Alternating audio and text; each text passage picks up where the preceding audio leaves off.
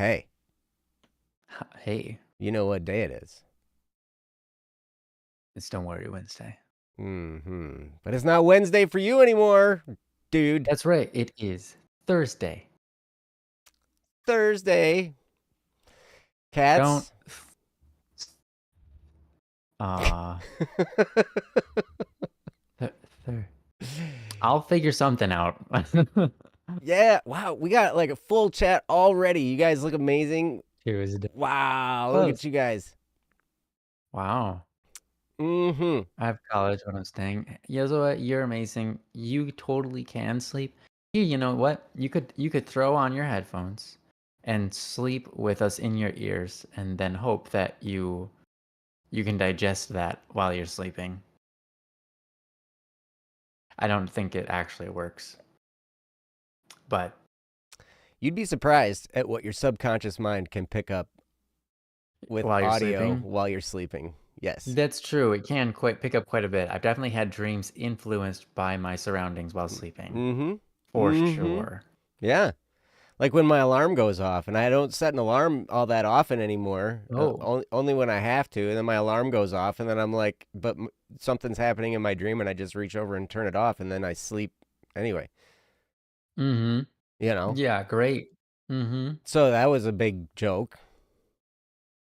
Yeah. No think Thursday. Thanks, Outcats. That's it. That's what we're going to be. Hey, Thursday. You know what? For you guys that it's Thursday, I'm kind of jealous. Why is that? I am. Because it's October 4th where I am, Mm-hmm. but where you are, it's October 5th. Is October 5th objectively better than October 4th? For me, it is. For you, it's objectively. Why is that? It was the day my divorce was final. Oh no. Congratulations. So coming up on my first anniversary. Yeah. Of Wow. That's one heck of a I know. anniversary. Oof. I know, right? Oof. You're divorced. Thank you, cats. Yes, it Yeah. was. Honestly, it was. Yippee! Congrats. Existifers. It's one of those. It's one of those bittersweet moments, right? Like, Mm-hmm. yeah. Anyway, Mm-hmm. welcome to Don't Worry Yeah. Wednesday or Don't Think Thursday or whatever. Because hey, whatever day it is, We're here and we're doing a show. we're here, and So it's great. You're good. Yeah. All right. So yeah, this is Don't Worry Wednesday, the show that's all about you guys and your topics, and apparently my divorce. That seems to be a common theme. It kind of is, but there's so much life. wisdom I can draw from that experience, right? It's crazy. Yeah, that's great. But That's great. yeah. So anyway, welcome. It's about you guys and your topics. Check Discord. I will. Don't worry. I'll check it. I'll get there. We'll make sure we'll make Nice. sure Discord is in proper shape. Nice. We'll check it. That's wonderful. Thank you, cats. You're amazing. All right. Anyway, so yeah, here we are. You throw me off track all over the place, right? So I'm supposed to be hosting the show. I feel like I ought to turn it back over to Ryan and have him do it because he's got it all together over there. I mean, look he even has surviving plant life in his room. That's true. Yeah. Like if I had plants in my room, they'd be dead. I've had very little to do with the survival of these plants, but I'll take some credit. Like 2%. That's as far as I'm willing to go on that. They feed off your glorious energy, right? Like, I mean, because you just That's have true. this... Actually, I've been breathing a lot lately. Yeah. You've been breathing a lot? I've been breathing quite a lot lately. I bet that's helped. Yeah. Yeah. Yeah, nice. I mean, I have mushrooms, but they're not even real. That's just like a thing in my background, like that. Yeah. Water your plants with Prime. Yeah. Any plants I try to end up either not growing or die within a few days. Hey, Kendra, I'm with you. Water your I'm plants with with you. Prime. What do you think the the beverage. Optimus Prime would be? I mean, optimal. Optimus Prime. Oh my gosh. We are not sponsored by Transformers or Hasbro. Thank you. Isn't Hasbro the one that does the Ouija board? Are they? I don't know. I think they They sell Ouija probably boards. have something. They probably have a model of that. Um, Yeah. yeah. So anyway, you keep distracting me. This is Don't Worry Wednesday. Welcome. This is our show we do on Wednesday and Thursday. Oh, sorry about that. And yeah, this is a show that's all about you guys, your topics. If you have a topic you'd like us to cover, talk about, read through, whatever, all that stuff, you can go to don'tworrywednesday.com and click the submit a topic button. And yeah, do that. I can put the link in the chat here. Actually, that'd be a pretty good idea. Watch this. Watch this. I'm gonna copy paste it real good, like a boss. Ooh, it's gonna be so copy pasted. Check this out. Oh man. It's coming. Oh man. It's coming. Here we go. Oh, there. I copy pasted it. Oh wow. Yeah. Yep. So you can go Joe, you're there. such a hero. You Way to know, go, man. I do my best. Your best is enough. Stop. It's not ever. It is, Joe. It is not. Your best is Joe. Your best is more than enough. No, it's never enough. Like I always You look. could I'm give trying my best, and 2% I'm always I'd just be like, happy. it's frustrating. Mm. Yeah. So yeah, we're not professional psychologists, psychiatrists, or anything like that. We are not professional attorneys or police officers or doctors or anything like that either. We are not a substitute for professional advice. We just want to be your friend, and we want to talk, and we want to help, and we want to assist, and we want to uplift. And we want to love you above everything else. That's what we want to do the most. We want to love you. We want to show you that in this crazy world, there are people that care about what you're going through, because we do.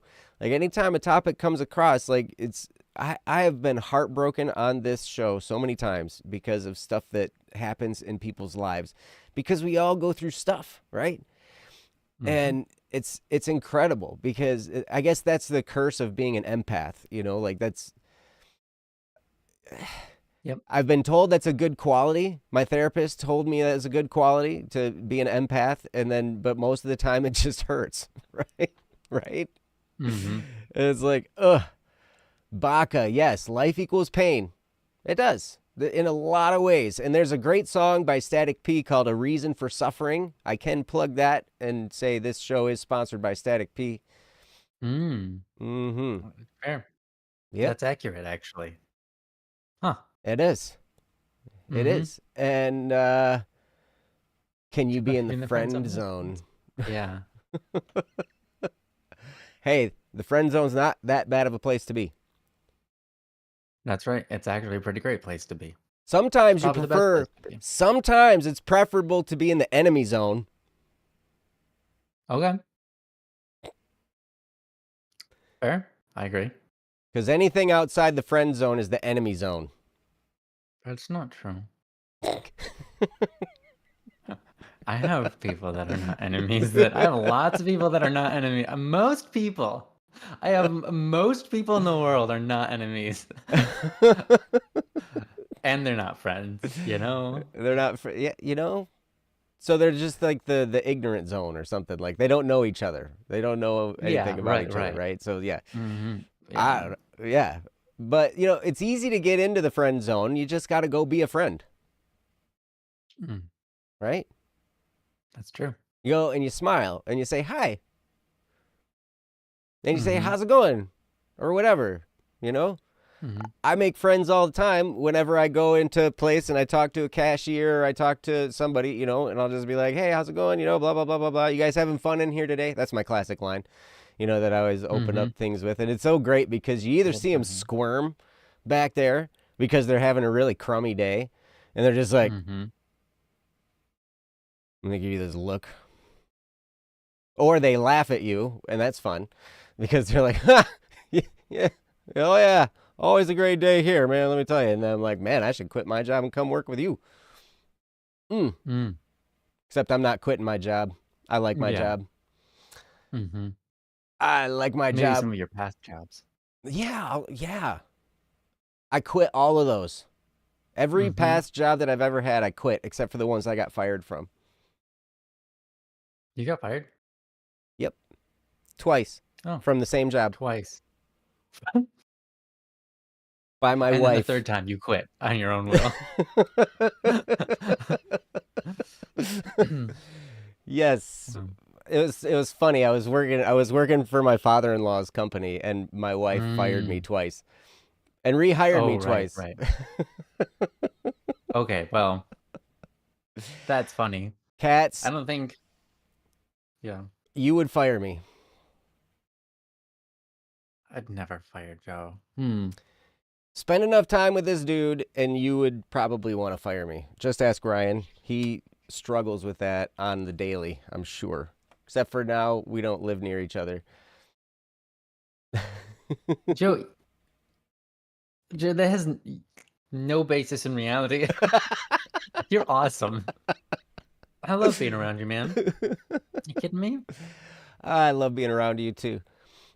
Yeah, it's a good It's time. fun. It is. It is. It's a good time, even though we're worlds apart now. And Mm-hmm. different sides of the world. Mm-hmm. We still, when we get together, it's awesome. It is always nice. Yeah. Mm-hmm. Mm-hmm. Yep.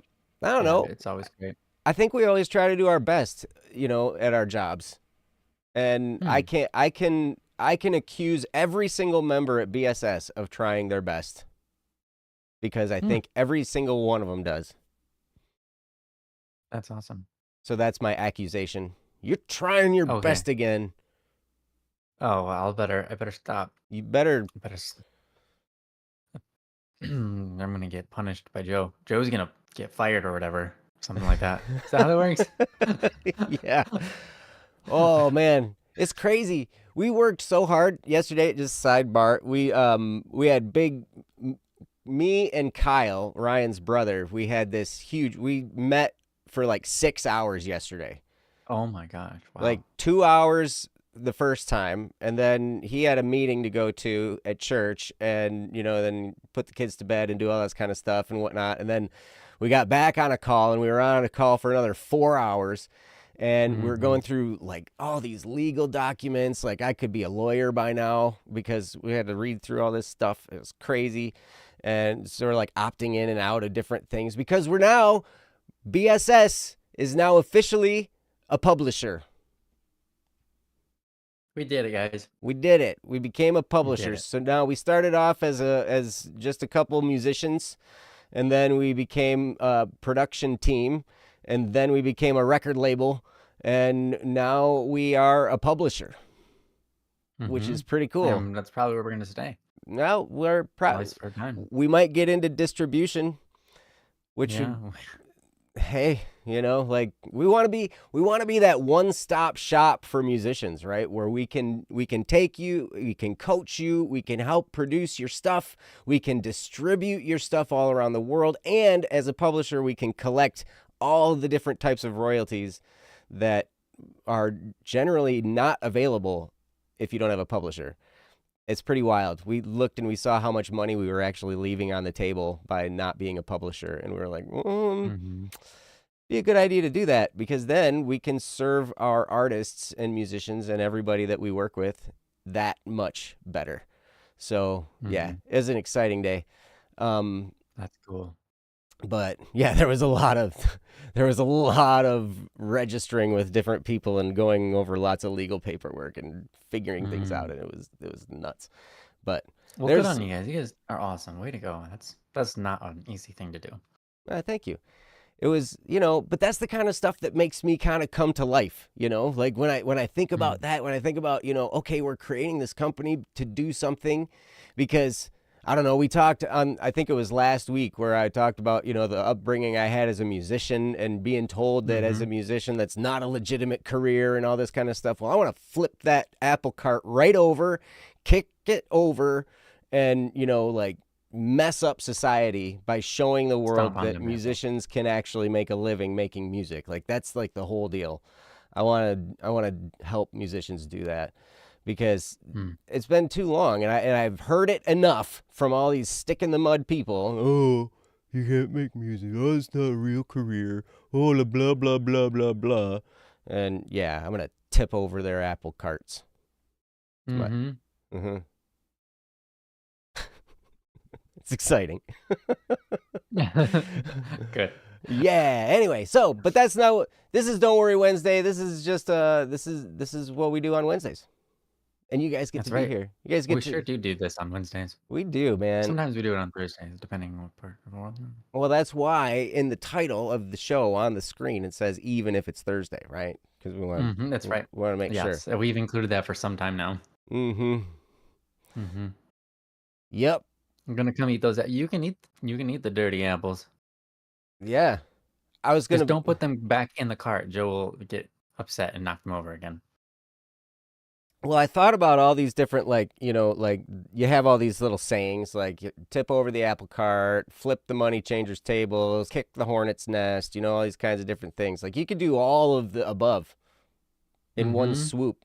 If there was a hornet's nest and money on an apple cart, you could do all three at the same time. You just kick the hornet's nest that's on the apple cart, tip it over, and flip it. What about the table? The apple cart is the table with money on it. Okay. All right, yeah.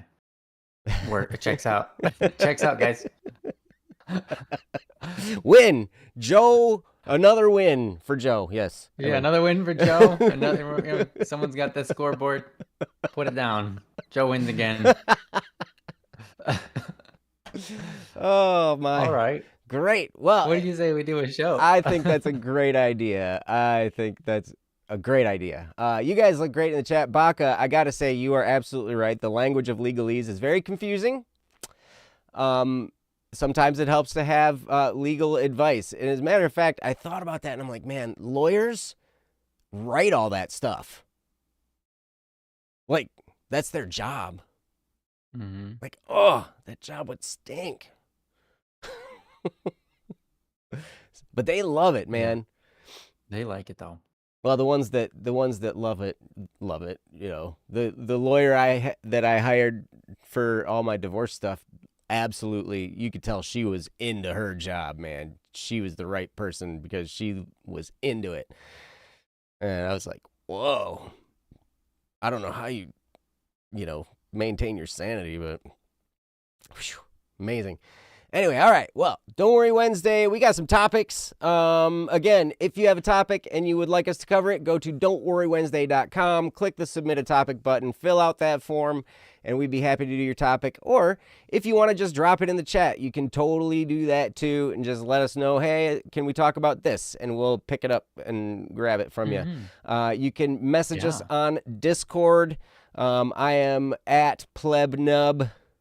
And Ryan is at Static P on Discord. So you can message either one of us on there. A lot of you guys are our friends on Discord anyway. So all you got to do is click our little PFPs and then type a message. If you're not friends with us on Discord, you ought to be. Yeah, what's wrong with you? Just saying. Punk. Right? Yeah. Just saying. Send a friend request. If you're not Joe's friend, you're his enemy. That's right. So switch sides. Pick a side, man. Yeah, come on. What are you waiting for? Sitting over there with your dirty enemy side. I tell you what. Yeah. Friends with lots of you guys. It's great. I love hearing from you guys. Yes, Cats, you send several messages. I love hearing from you. Yosua, I love hearing from you too. And Kendra, yes. Yeah, you guys are awesome. Yep, Baka. Wow, you've been here 3 years? On the 11th. Dude. Wow. Fantastic. That's awesome. Hey, you can send memes. Thanks for your what's the word? Well, thank you, Baka, for hanging out with us for so long. It's awesome. Thank you. We are honored to be a part of your life in any small way that we can be. I think it's great. Yep. So anyway, yep. So that's another way you can get us your topic is through Discord. Another way you can email us, dww@bss.studio. That's dww@bss.studio. So we got lots of different ways. And you can call Ryan's cell phone at, let me check it. I'm just kidding. 1989 your mother. Your mother.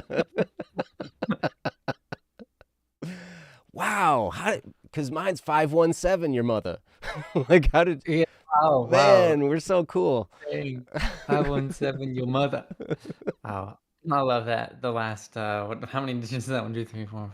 The last 7 digits are your mother. Yeah, You yeah, spell yeah. that however you would that would fit 7 letters long? That's Y-O-R-M. No, it'd be YOMUTHA. Yo mother. Oh, your mother. That's 7. I think it's Or is it I think it's MOTHA? I think it's YORMOVA.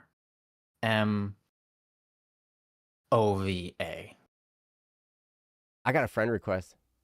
Your mother. Hey, I got your friend request. I'm accepting it right now. Ooh. Because I have Discord open Dang. while I host a show. That's probably irresponsible, but I don't care. I do it too. I'm the host, man. I keep it. Hey, I got one too. Check that out. Friend I got a penny. request. Frisk. Mhm. Hey, I'll accept that friend request. Yeah. You're awesome. All right, let's do Discord the friends. show. Let's do it. Oh, and I even got a notification on my phone. Somebody called my phone. No, they didn't. Somebody sent me a friend request, and I got a phone notification. Oh, okay. Well, that's pretty much the same thing. Yes. All right. Yeah, let's do a topic. We got some of them. We actually, I see Kendra, you're here. We got a topic from you. And I say we probably should just start with that one. What do you think? All right, let's get into it.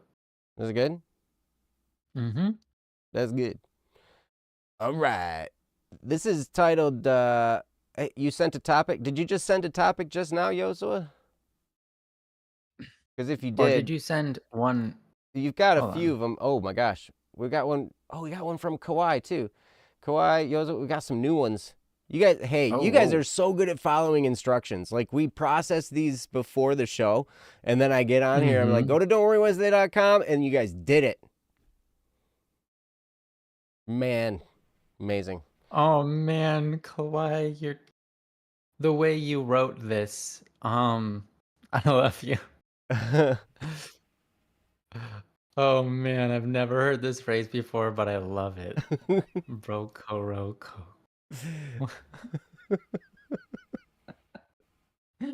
I love it. Thanks, Kawhi. Oh, that's awesome. All right. All right, yeah. Well, let's start with Kendra's because we've got that one processed, and Kendra's here. Mm-hmm. So, meet you IRL, and you'll fail to follow instructions. Hey, you know what? I'm the same way sometimes. That's okay. That's okay. In fact, I go to confession, and I talk to the priest, and he's like, okay, don't sin anymore. And I'm like, okay. Ooh, And you know what? That's a good one. And then I like leave the room, and then I'm like, hey, I sinned again. Like, Hi, I'm back. What'd you do? I thought it'd be quick. Right. I think I just killed someone. No. Forgive me, Father, for I've sinned. It's been, well, you were here 5 seconds ago. Yeah, about 7 seconds. That's my last confession. My main That's sin great. is I knocked over that old lady barging back in here to come back to confession. Yeah. To tell you about another sin that I did Yep. on my way out of here. Oh man. Oh, awesome. All right. Let's do this topic from Kendra. This is called amphitheater. And it's from Kendra. I will get it up here on the screen. So then I can read it for you. Let's make sure I can do all this here. Whoa. Whoa. All right. And boom. There it is. Kendra, you've got a fairly sizable topic here. I love it. Thank you for sending this. So this is called Amphitheater from Kendra. Hey folks, this isn't going to sound like the normal me, and that is because I'm so mad right now. So I apologize in advance for this long rant. Also, a bit of context. The Medora musical is a musical that takes place every summer in a town called Medora in the Burning Hills Amphitheater. My grandparents have been going to this since it was called the OI Four Eyes or Ol Four Eyes, I think. Okay. This tradition that has been going on many years in North Dakota. In the 1950s, Harold Schaefer, North Dakota-born businessman and owner of the Gold Seal Company, took an interest in a worn-out cow town called Medora. He purchased and revitalized the historic but run-down Rough Riders Hotel.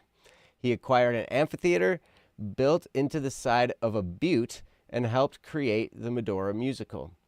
It has been run by a company called Stage West Entertainment, until now that is. A New York global entertainment company has now taken it over thanks to the people running the Theodore Roosevelt Medora Foundation, or FRMF.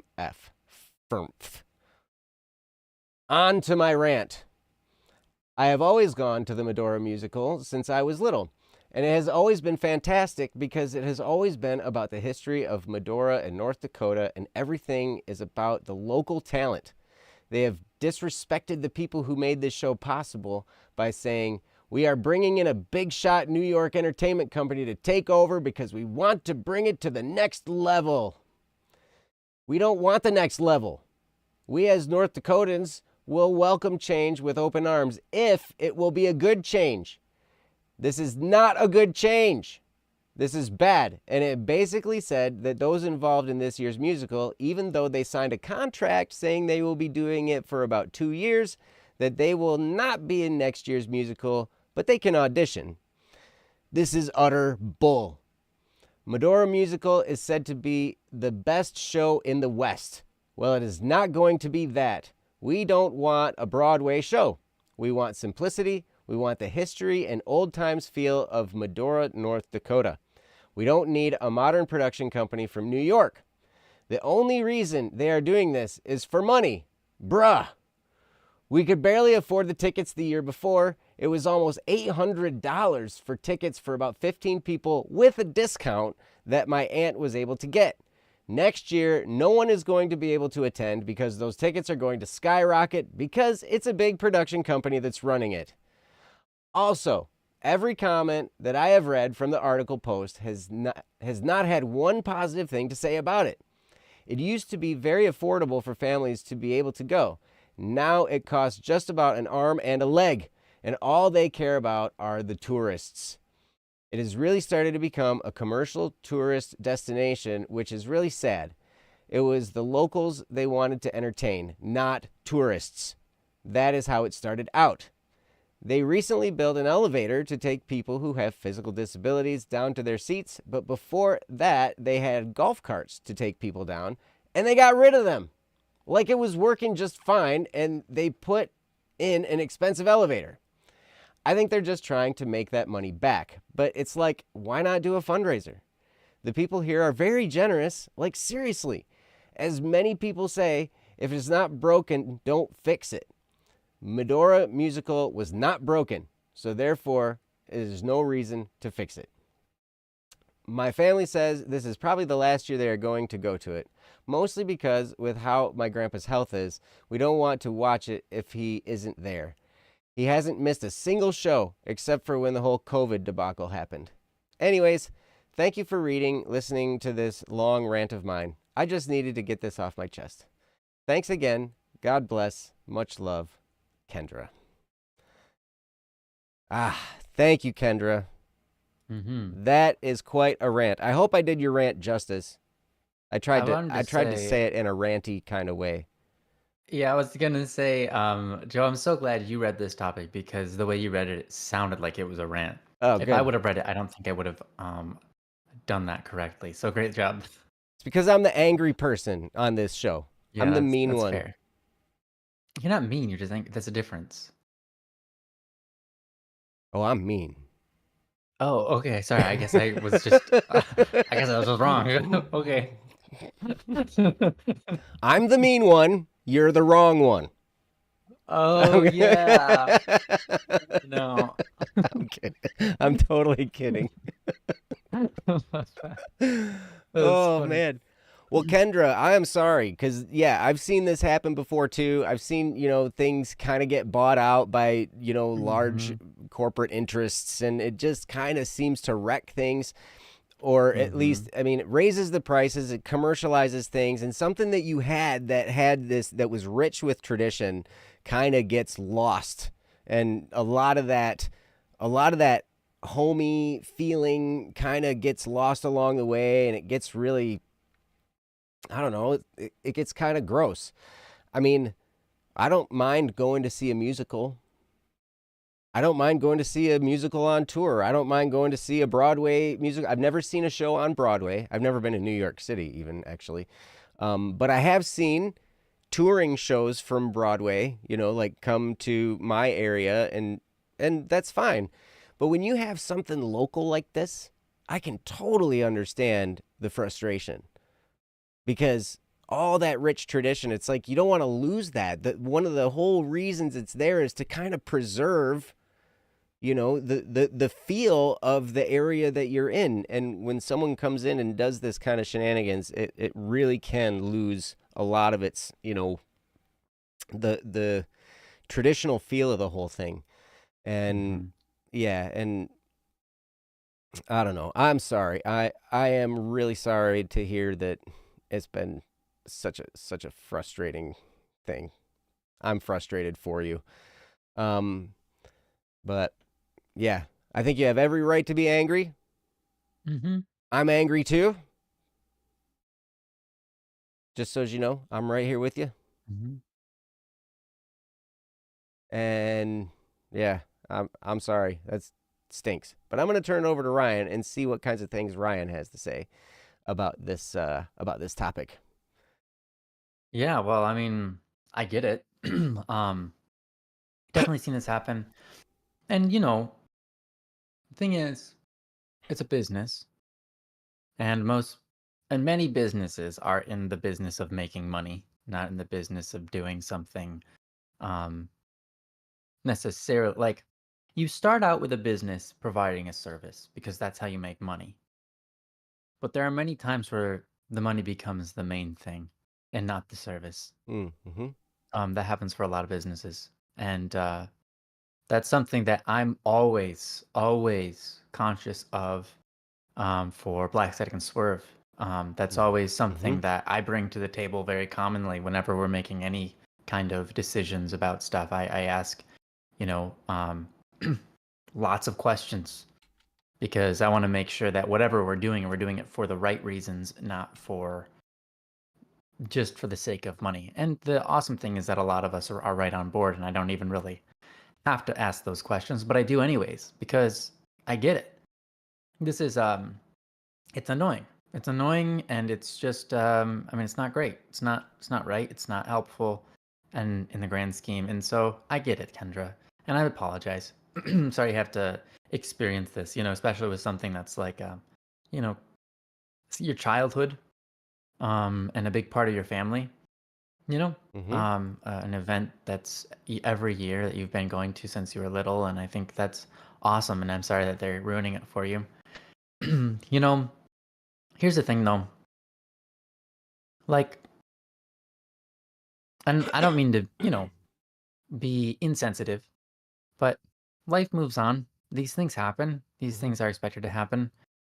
They're like there are many rants that I could do, especially like about video games, if you will. But there was Mm. an era of video games that I liked, and they stopped making games like that, and it's just like I could rant about that. But the thing is, things move forward, and there's new things to discover that are enjoyable. You just have to change your mind about it. Like, what I mean is, we can be stubborn, Mm-hmm. we can be choosy and picky, but if we are that way, it can be hard to discover new beautiful things that are beautiful about that subject become inaccessible because we've chosen to be bitter. Mm. And so, um, taking time to sort of just decide that you want to attempt to have a good experience, attempt to um, find new joys, even though you know at the same time, okay, it's not going to be the same. It's not going to be as good as it used to be. It's not going to be for the same cause and etc. It's a totally different thing. So you got to come into it going, okay, this is not the same thing. This is a totally different thing. So let's view this as if it's not the same thing so we can go in and enjoy it. Let's try to view this as if it's not something that they ruined, but something that is different, new, fresh. Um, Maybe that might help you. At least you said you were going to be doing it for this time for the last year. Mm. So it might be worth, at least if you go, to give an attempt at enjoying it. Because otherwise, you and your family are just going to be bitter and not happy that you guys went. Mm. And there might be some bonding experience over hating something, but from my personal experiences in life, and this is many experiences, people bonding over something they hate Like generally doesn't do mushrooms. great things for the soul. Yeah, sure. Generally doesn't do great things for the soul because it can make someone bitter. It can on occasion do good things. Depends on what you're hating. If it's a person, generally that could be bad. But if it's an organization or a style of business or something, that's okay. I mean, it's fine to kind of bond over something you dislike. That's okay. Um, but I think generally, if you can try your best at giving it um, room to be enjoyed, I think that will at least bump you and your family's experience up a little bit, even though it's not going to be what you want it to be, Mm. right? Mhm. He said the reason most people are upset is because Stage West Entertainment is a family run business and they always looked for the local talent in North Dakota. Mm-hmm. Yeah, that's fair. And I think that's a lovely thing to do.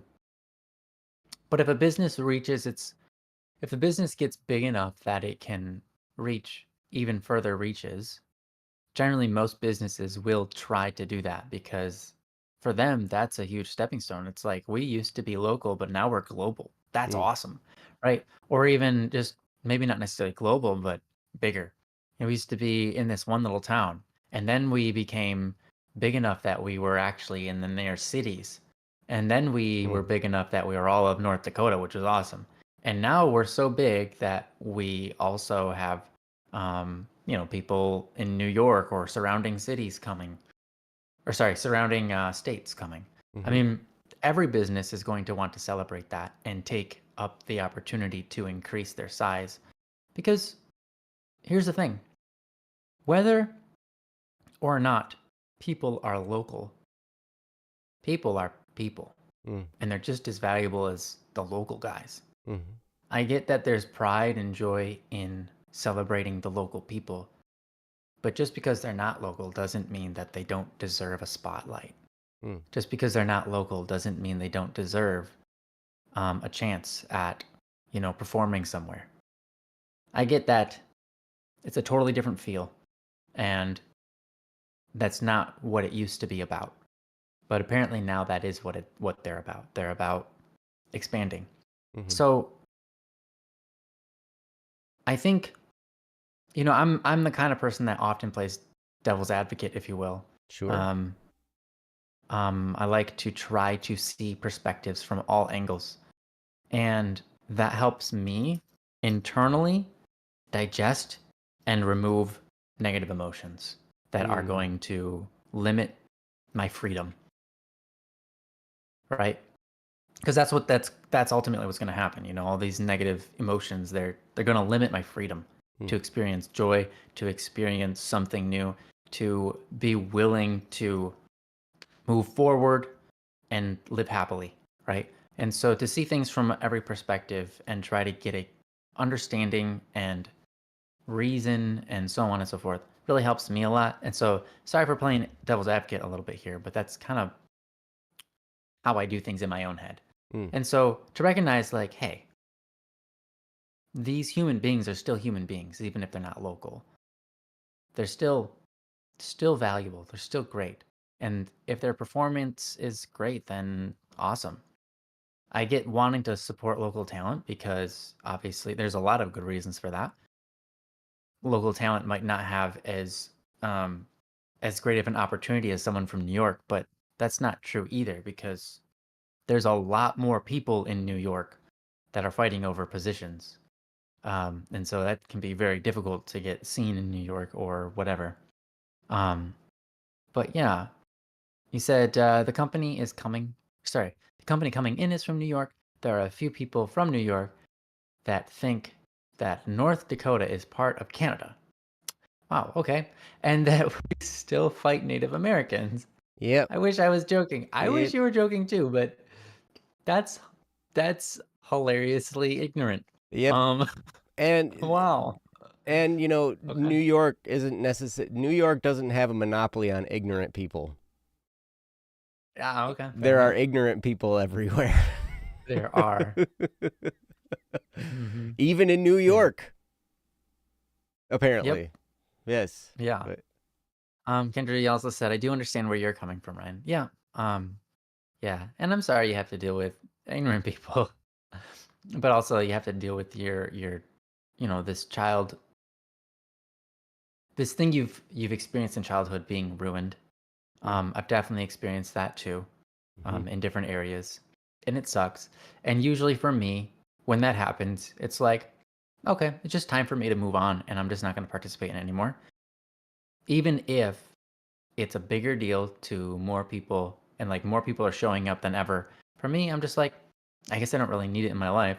If it's not if it's not entertaining for me anymore, if it's not something that I like anymore because they've made too many changes, then I don't have to go out of my way to go support it mhm, or anything. I can just recognize, okay, that's their decision to move that direction.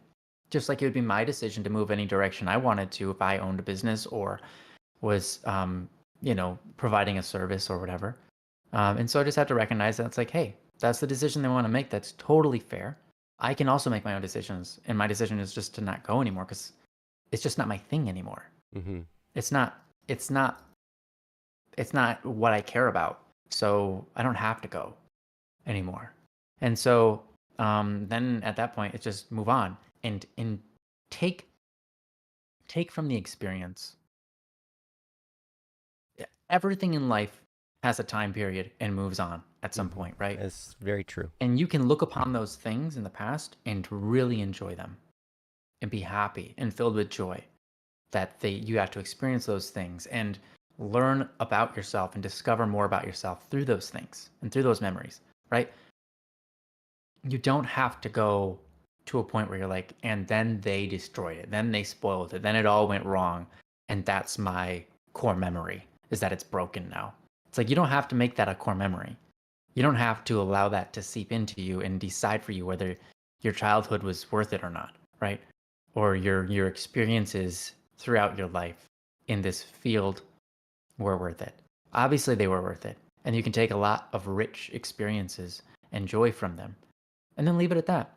You can say it moved on, it changed, and so your natural response is it's a different thing now, so I'm just going to move on past it.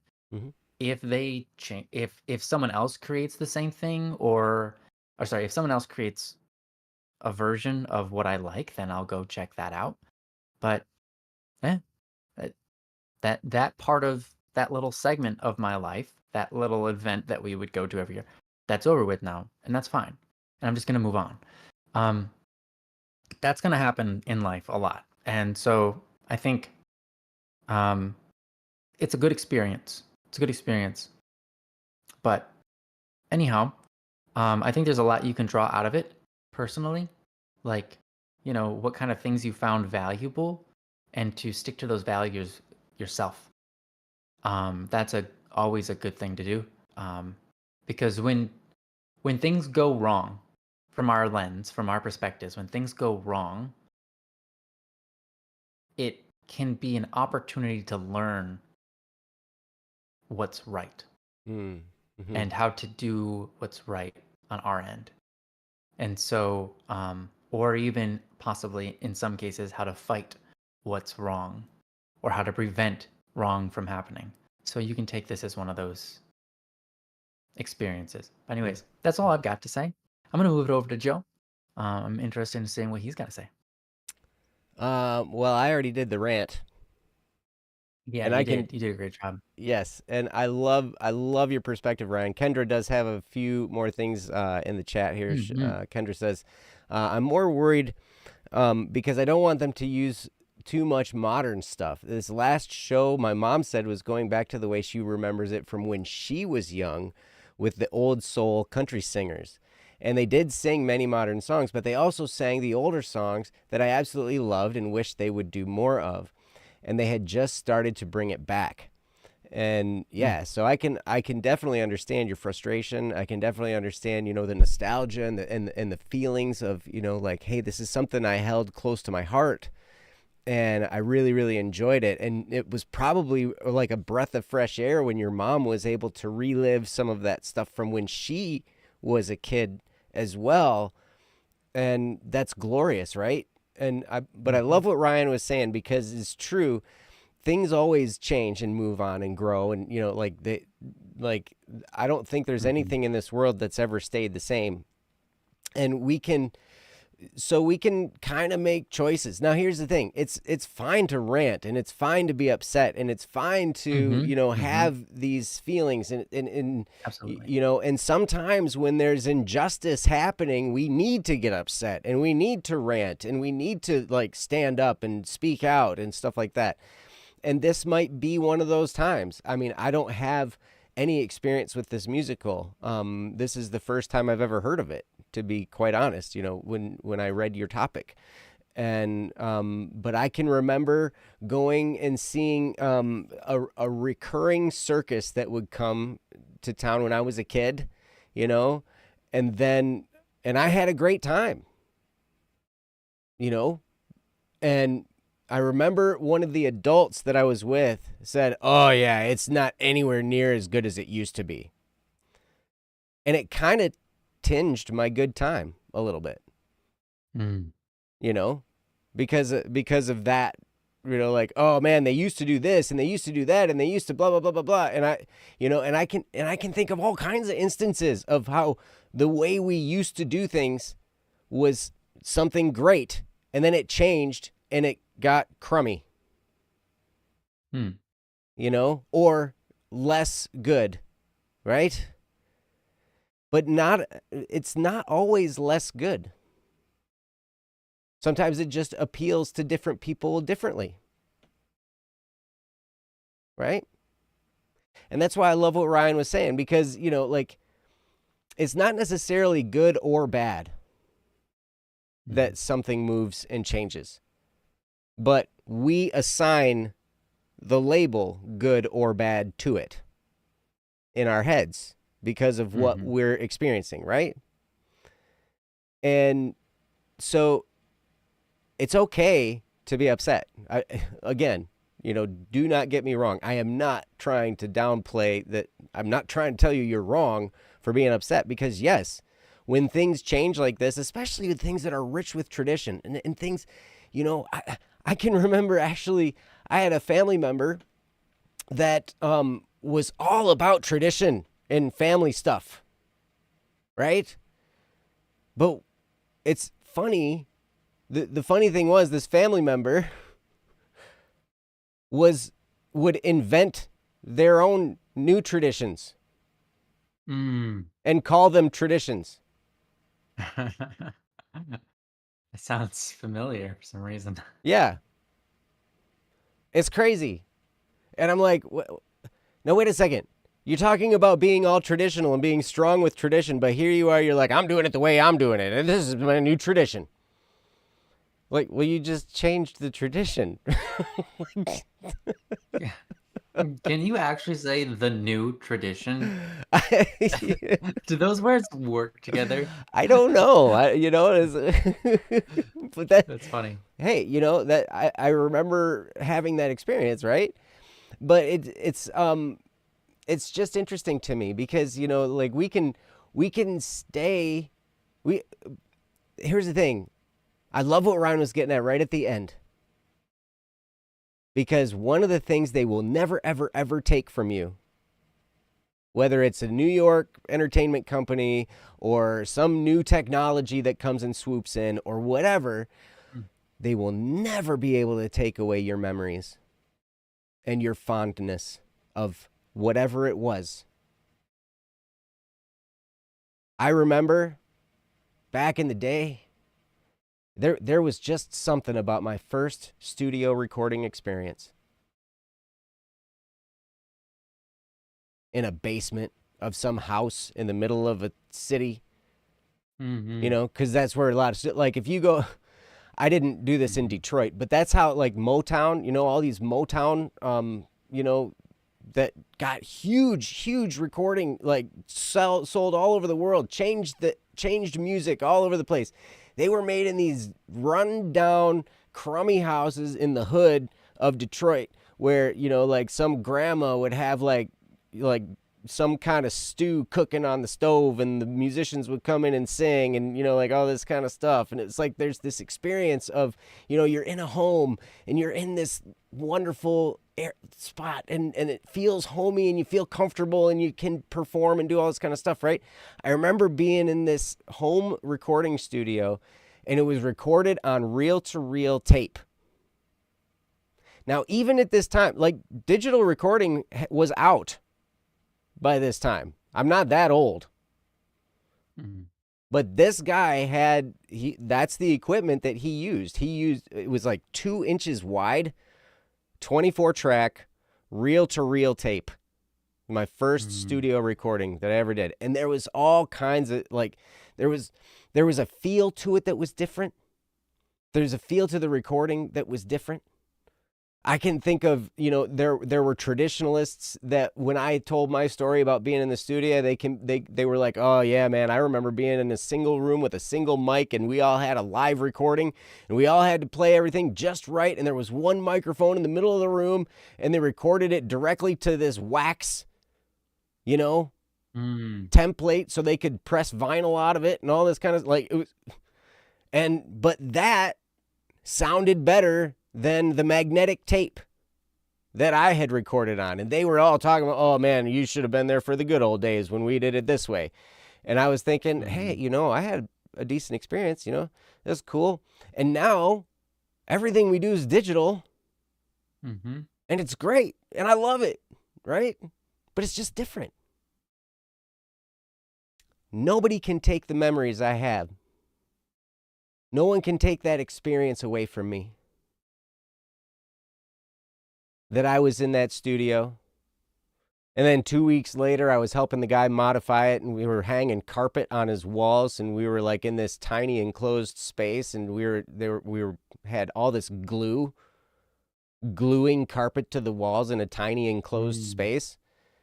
Tell you what, man, you Yeah, spend that would 2 get you. hours in a very small room, inhaling glue fumes. Mm-hmm. You don't need other drugs. You forget about all the other drugs because you forget about most things. Yep. Just like, whoa, man. Everything's crazy. We need to go outside. Holy cow. Like, I'm going to pass out. Yeah. But these are experiences nobody can take from you. You know what I mean? Yeah, I've had that with painting before. Mm-hmm. Yep. It's like, wow, I gotta step outside. My head feels really weird and light, and I want to get out of here. Yeah. Kendra says TRMF also got rid of one of the best ice cream parlors on the main street near the mini golf course. That, it's a shame when good things go away. It is. I can relate with that. Mm-hmm. I can absolutely relate with that. And yeah, and it's okay to rant. It's okay to vent. It's okay to, Mm-hmm. talk to the people who and have that, like what Ryan was saying, you have kind of a camaraderie with people who also remember, and you have these stories that you can share. You Mm-hmm. can be like, remember when this, remember when that, and then it all changed, right? Sometimes it's appropriate to take a stand to keep things the way they are. Or sometimes you might be able to find somebody who remembers the way it was, and they can bring some of those elements back for that nostalgia. And it might take off and the people might love it.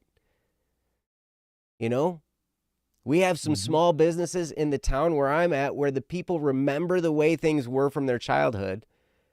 And they tried to bring some of those elements back to make it feel like they remember. And it feels good.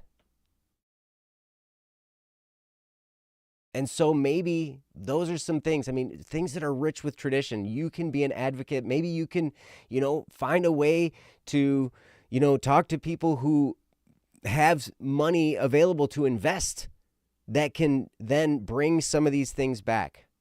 That's definitely a possibility. And that's a wonderful thing to advocate for. The one thing I would caution you against is what I am going to call in this moment Kid Rock syndrome. Oh. You know the performing artist Kid Rock, musician? Mm-hmm. Ba with the ba ba dang dang diggy diggy diggy whatever, from way back in the day. Yeah. Mm-hmm. Up jump the boogie. I know the guitar player from his band. It was pretty cool. He's a really cool guy. They're from Michigan, right? Mm-hmm. Kid Rock. I'll never forget this. Kid Rock took a stand, and it did not go well for his career. He took a stand against internet streaming of music. Mm. And he did it based on, he was like, I'm going to try to keep all these people that make CDs, I want you guys to keep your jobs. Right? Mm-hmm. And so he wasn't going to have any of his stuff being streamed, but, by the time, he was at a level where his stuff was kind of owned by his label, and the label was like, whatever, we're going to do what we want. Sorry. Mm-hmm. Yeah. But he was really, really upset.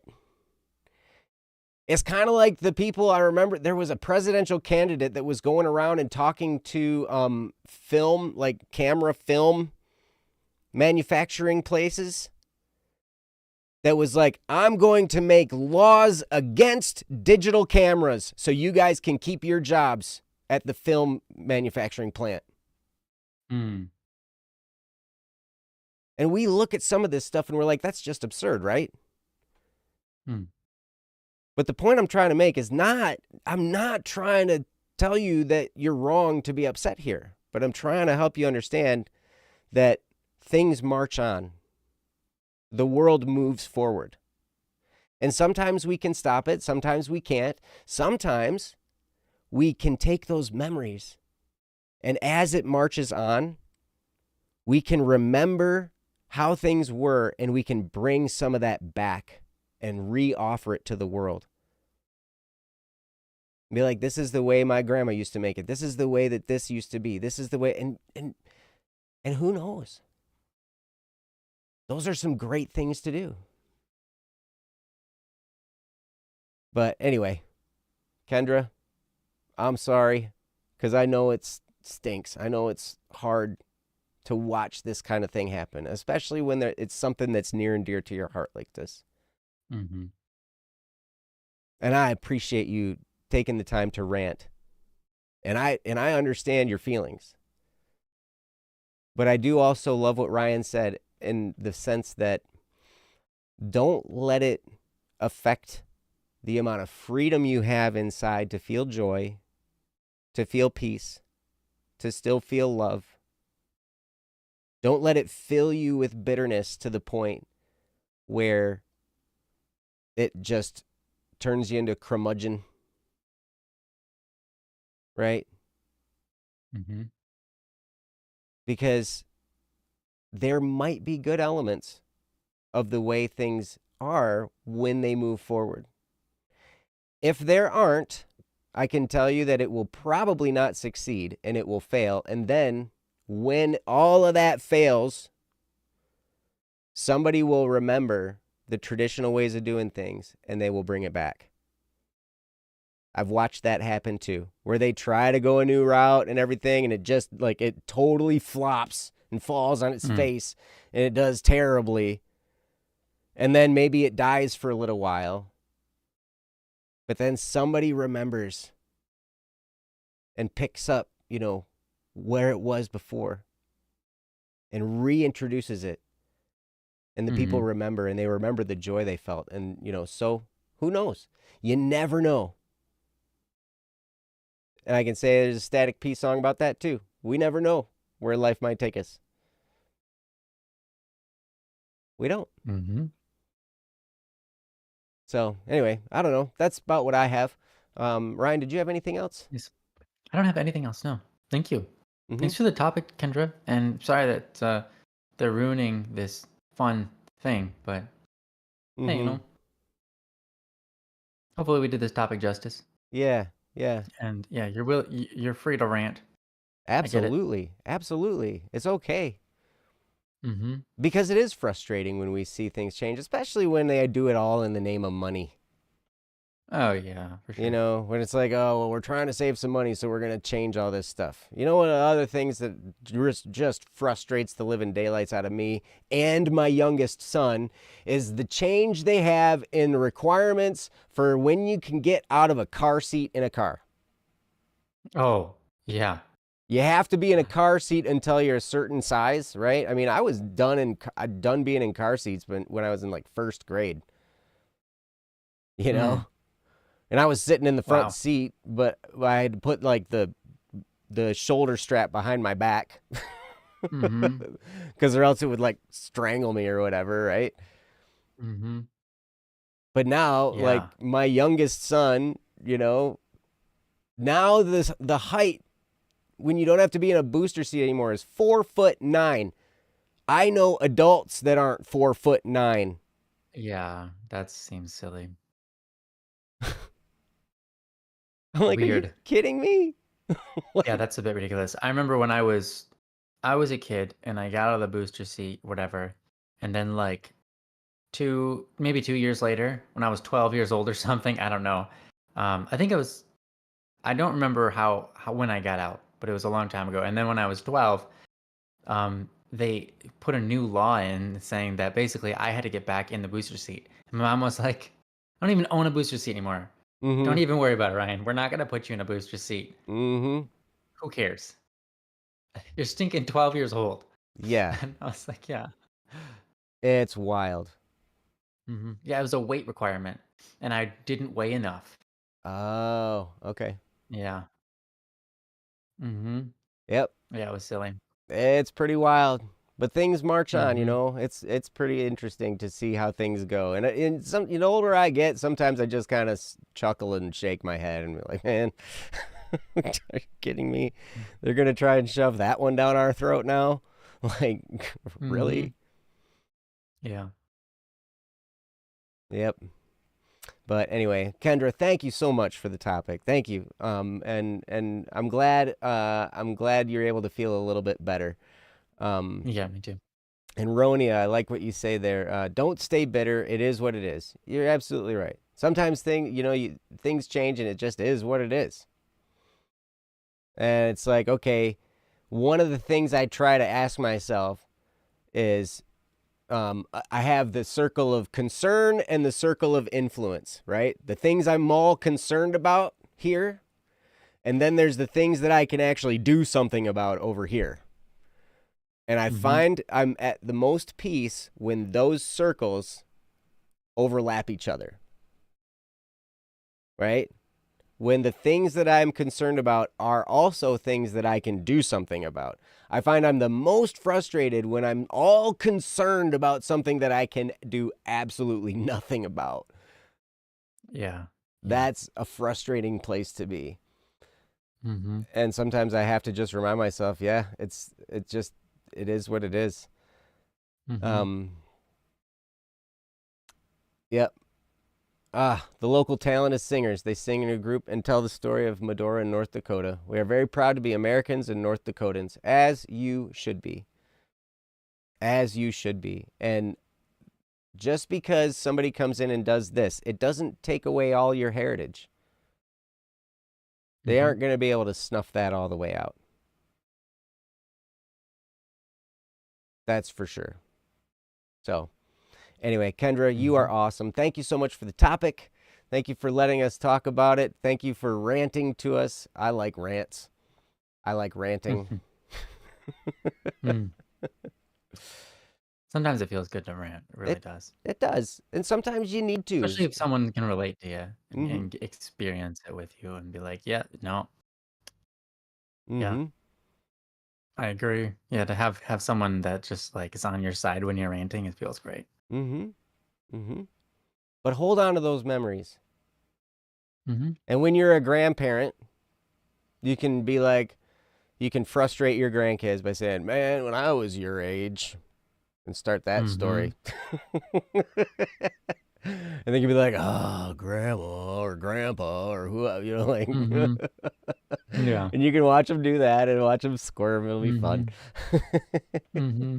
But Mm-hmm. anyway, all right. Well, we can probably move on to another topic. But thank you, Kendra. You're amazing. Yeah, thank And you so much. yeah, you're awesome. So, what do you want to do next, Ryan? Oh wow, you put it on me. I I'm not the am. host, but I can try to help. Um, Thank well, you. Thank you, we've got Kendra. this one from Twin Mom, Oh, yes. that we didn't get around to yet. That'd be really good to do. Yeah. Are we still good for that one? Um, Yeah, that would be good. I Meonglios think and it's Meow. Mialido and Mianglios. Uh-huh. Um, Yeah. I know they were here mm-hmm. recently. Is this Twin Mom one okay to do still? I'm really sorry. It's like several weeks late now. Mm-hmm. Um, we missed it. Yeah.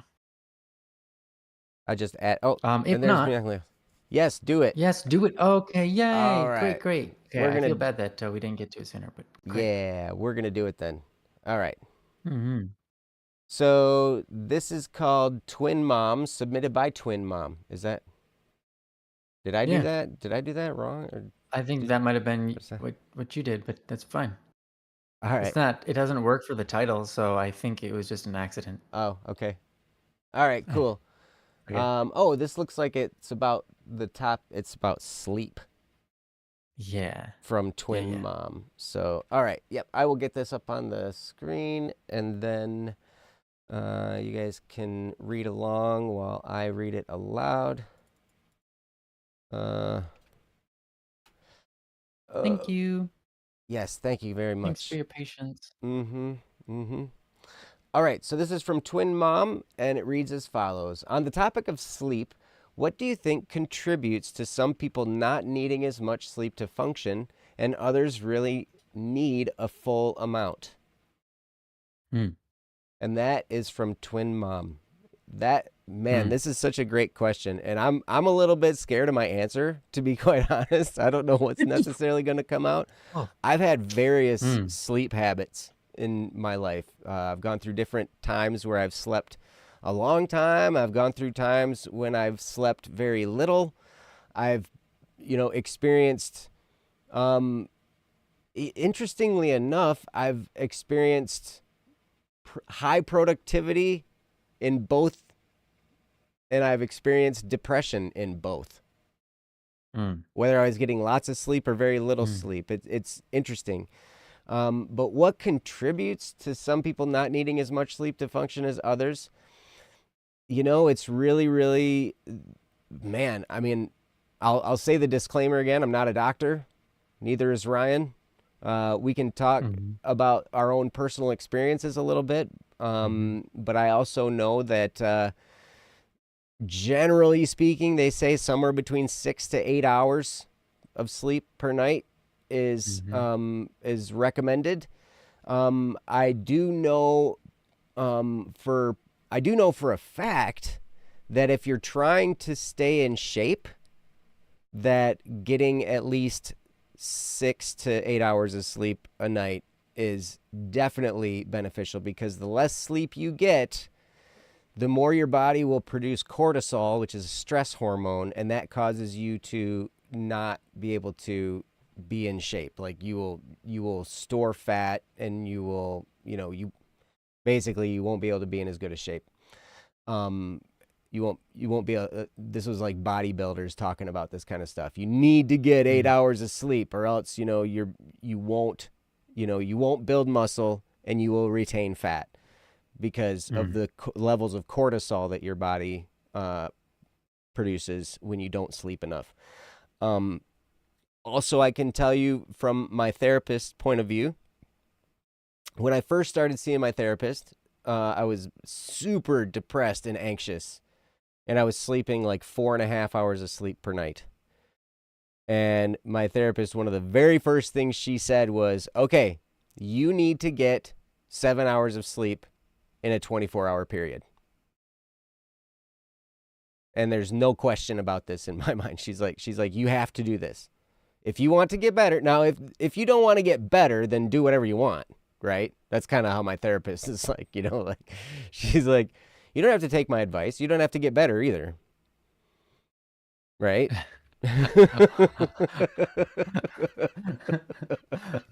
Both true. Both quite true. Yep. And so she's like, you need to get 7 hours of sleep a night is what the target she gave me. And I was like, but I can't. Like, I literally can't sleep for that long. I had been so many years of sleeping 4.5 hours that my body would just wake up after 4.5 hours. I didn't even need to set an alarm. And she's like, okay, that's fine. But when you get up, if you can go back to sleep then for a little while longer, do it. If not, then you need to take a nap later in the day, and you need to get 7 hours total in a 24-hour period, is basically the deal she made with me, until I was able to then sleep the full 7 hours. And now I'm between 6 and 7 hours a night. And That's great. yep.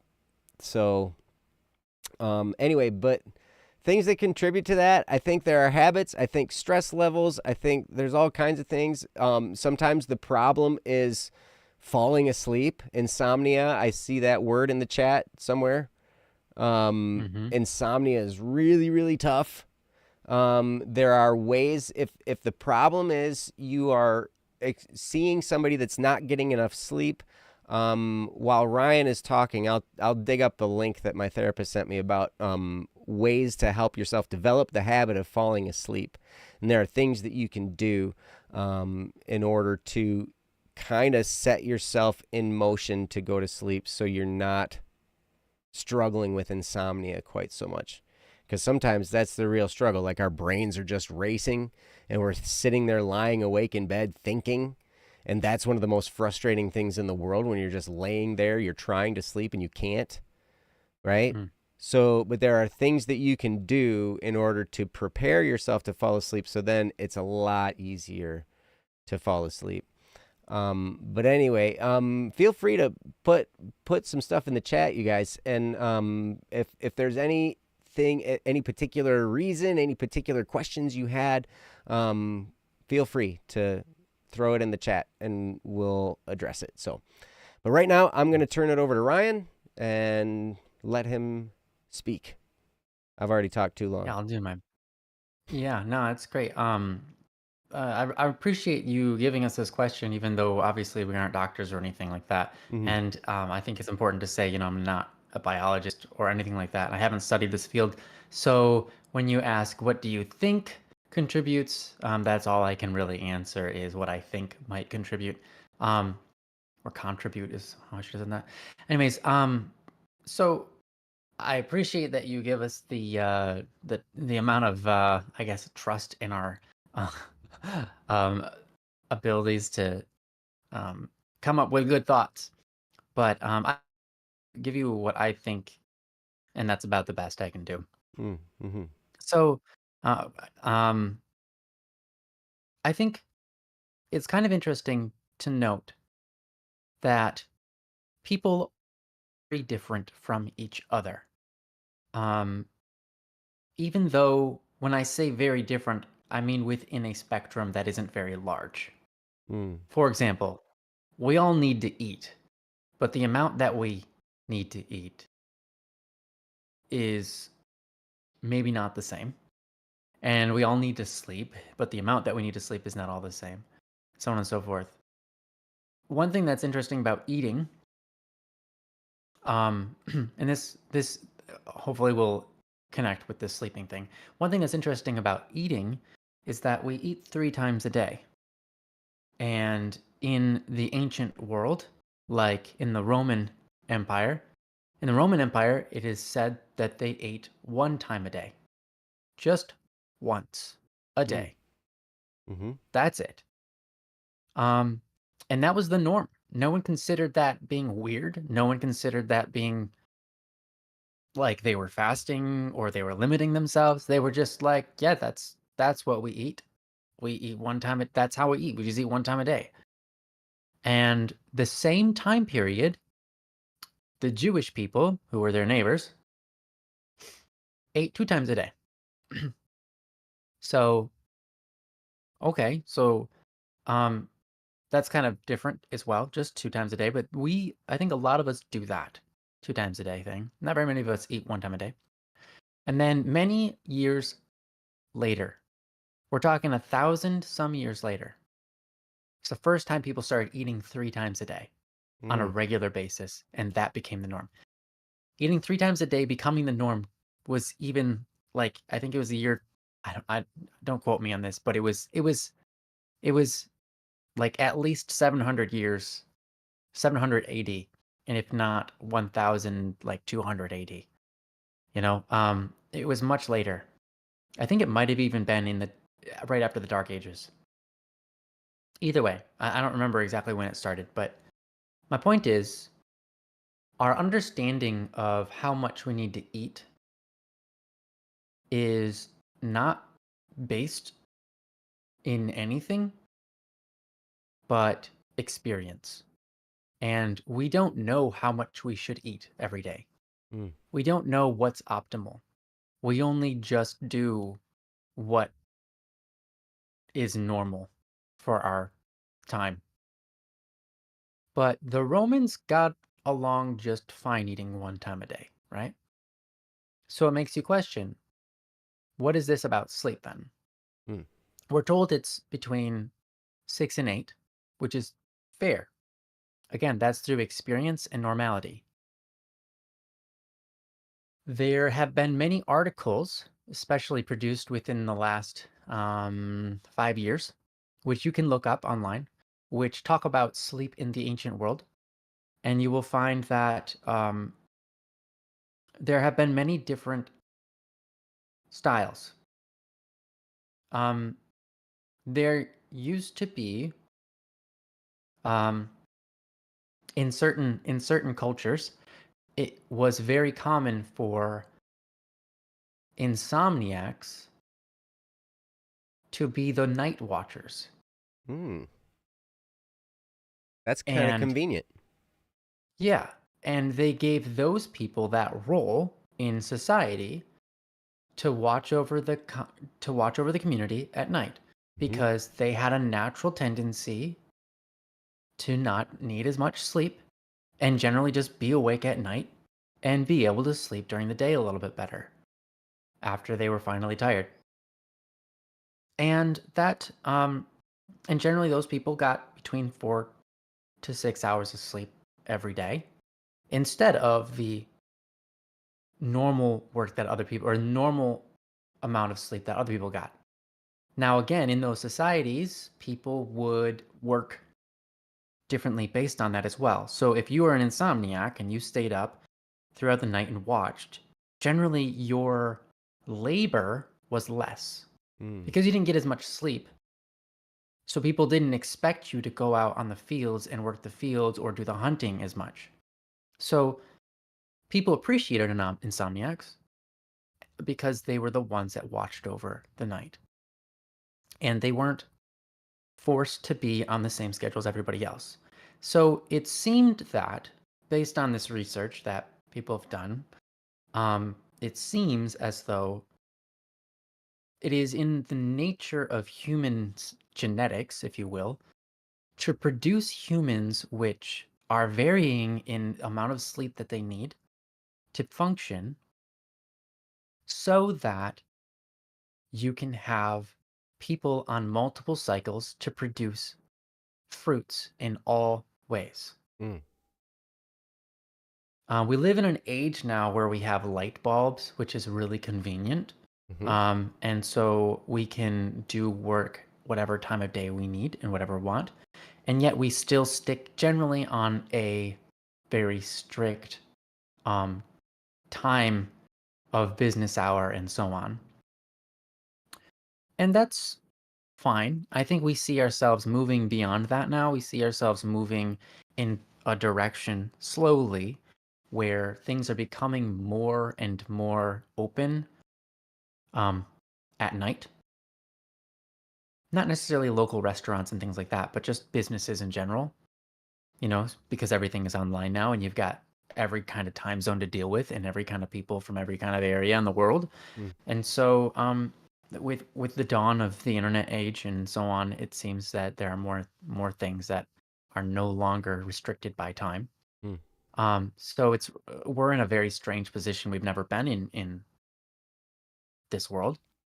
And so I think in that we're creating a society which can also allow for people who don't need as much sleep to still operate, or people who are insomniacs to still operate, as long as they're not forced to, as long as they're not forced to be on that time constraint as everybody else. Mm. Obviously in school you are, but once you get out of school, maybe your job might make you, or maybe you'll find a job that allows you to stay up throughout the night and get only a few hours of sleep. I'll tell you what, this is another one.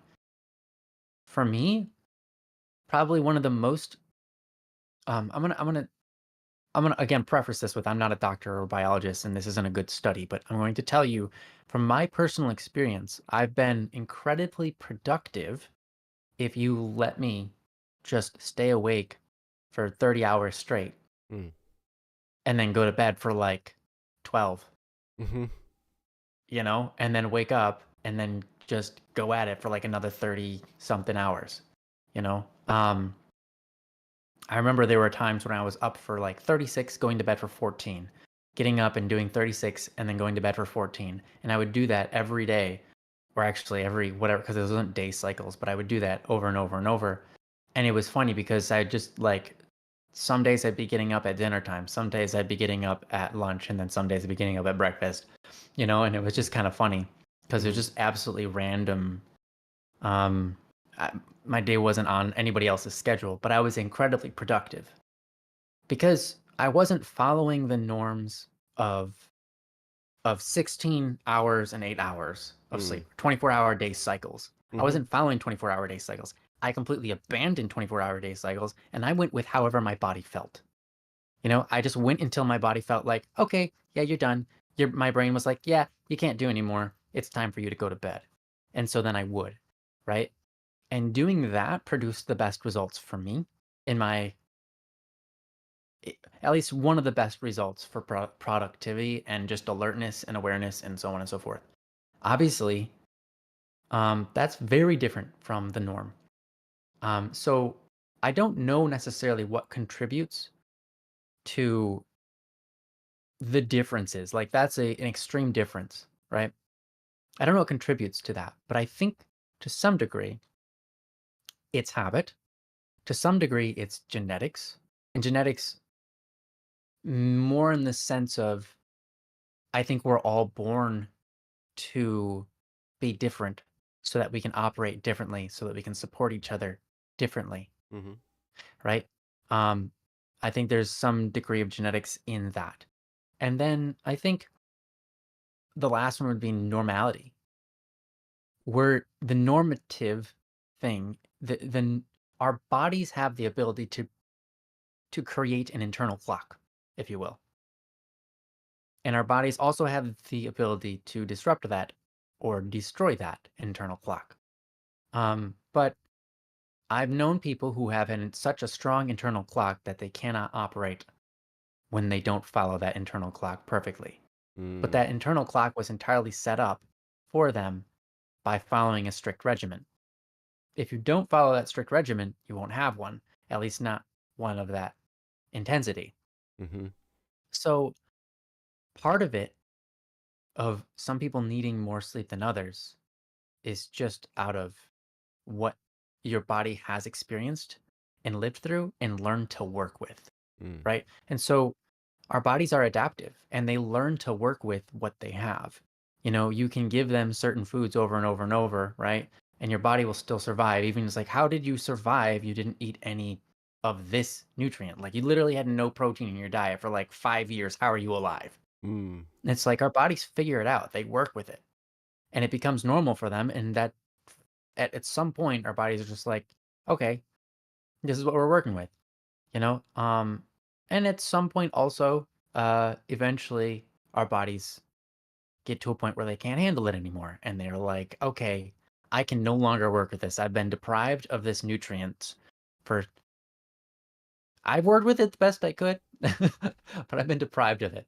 It's like for a time, your body seems to be working optimally because you've given up protein, because your body has learned to live with it. And, but after so long, your body just starts to die. You know, Mm-hmm. and I think it might be similar with sleep, right? People are getting a certain amount of sleep every night, and your body just goes, okay, yeah, I can work with this. I can work with this. And it feels normal, feels normal, feels normal. And then all of a sudden, after like a year of this, your body's like, I can't do this anymore. And so, I don't know. Sleep is a weird thing. I gave you my best. Those are my thoughts. I think there's a matter of genetics. There's a matter of just um, normality. There's a matter of habit, and I think those are my main thoughts of what could contribute to it. My last thought I didn't say yet is a matter of metabolism and just natural biology. Mm. There's a sense of like we don't all digest things at the same rate. Some of us digest much faster than others. That's metabolism, right? And some of us use that energy differently. Some people store fats a lot better than other people. And some would say that that's not better, that's worse because it makes you fat. Mm-hmm. Um, but technically speaking, the right way to say that is they store fats better than people who don't. Mm. um, and so I think it's the same thing for sleep. Our bodies work at different rates. We're not all exactly the same. And so some people are going to need an increased amount of sleep just because their bodies operate best with that, because their bodies digest things slower, or their bodies use the nutrients and build it up over a slower but more efficient manner. Like they'll actually digest the whole steak and not just half of it and get rid of the rest, Mm-hmm. right?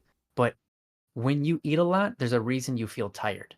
Your body needs to sleep after you eat because otherwise you won't digest what you're eating very properly, because Mm. it takes a lot of energy to digest. In fact, a lot of our energy is used just to digest food.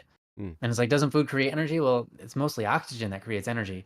So, yeah, I mean, it's oxygen along with water and food and all those other things. Yeah, absolutely. But it's like your body uses a ton of energy to digest stuff, and that's why you feel so sleepy after you eat certain foods, especially Mm. like corn and turkey and all that stuff that we eat on Thanksgiving. Yum. Thanksgiving. Yeah. Mm-hmm. Yeah. My favorite So holiday.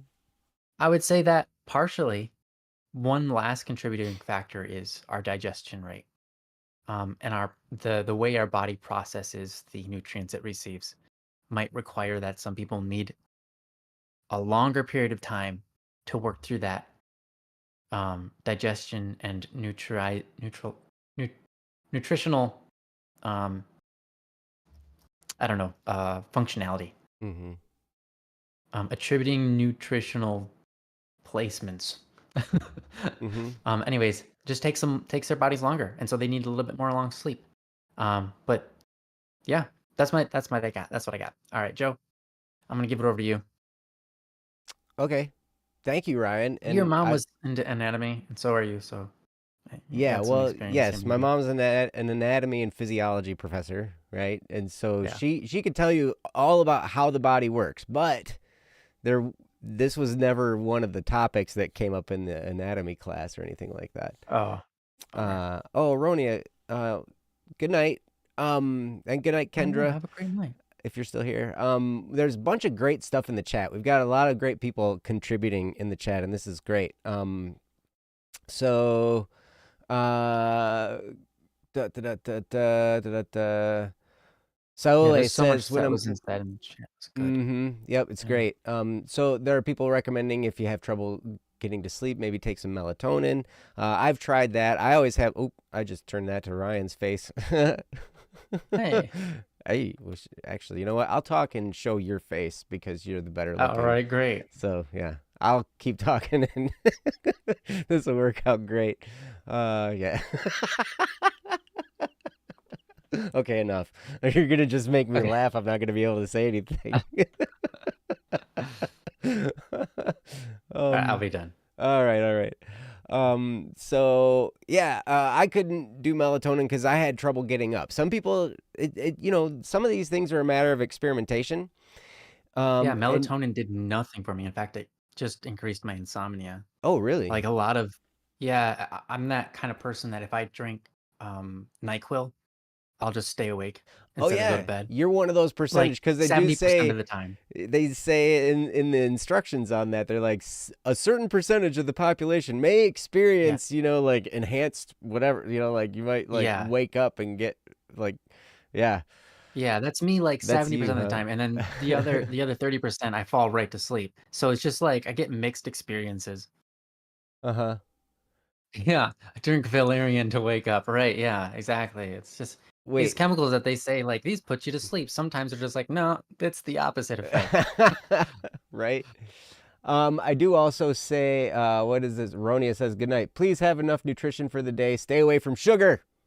I will second Mm, that motion. that's fine, Sugar is generally not all that great. It tastes good for sure. I know some people who have great sweet tooths. sure does. Well, I love them. Mhm. And Mhm. I like sugar once in a while too. But you know what? Like on a general basis, sometimes that can have an impact on your sleep rhythms as well. So like what you eat, how you're eating, how much water you're drinking. I was gonna post this. Here's this link.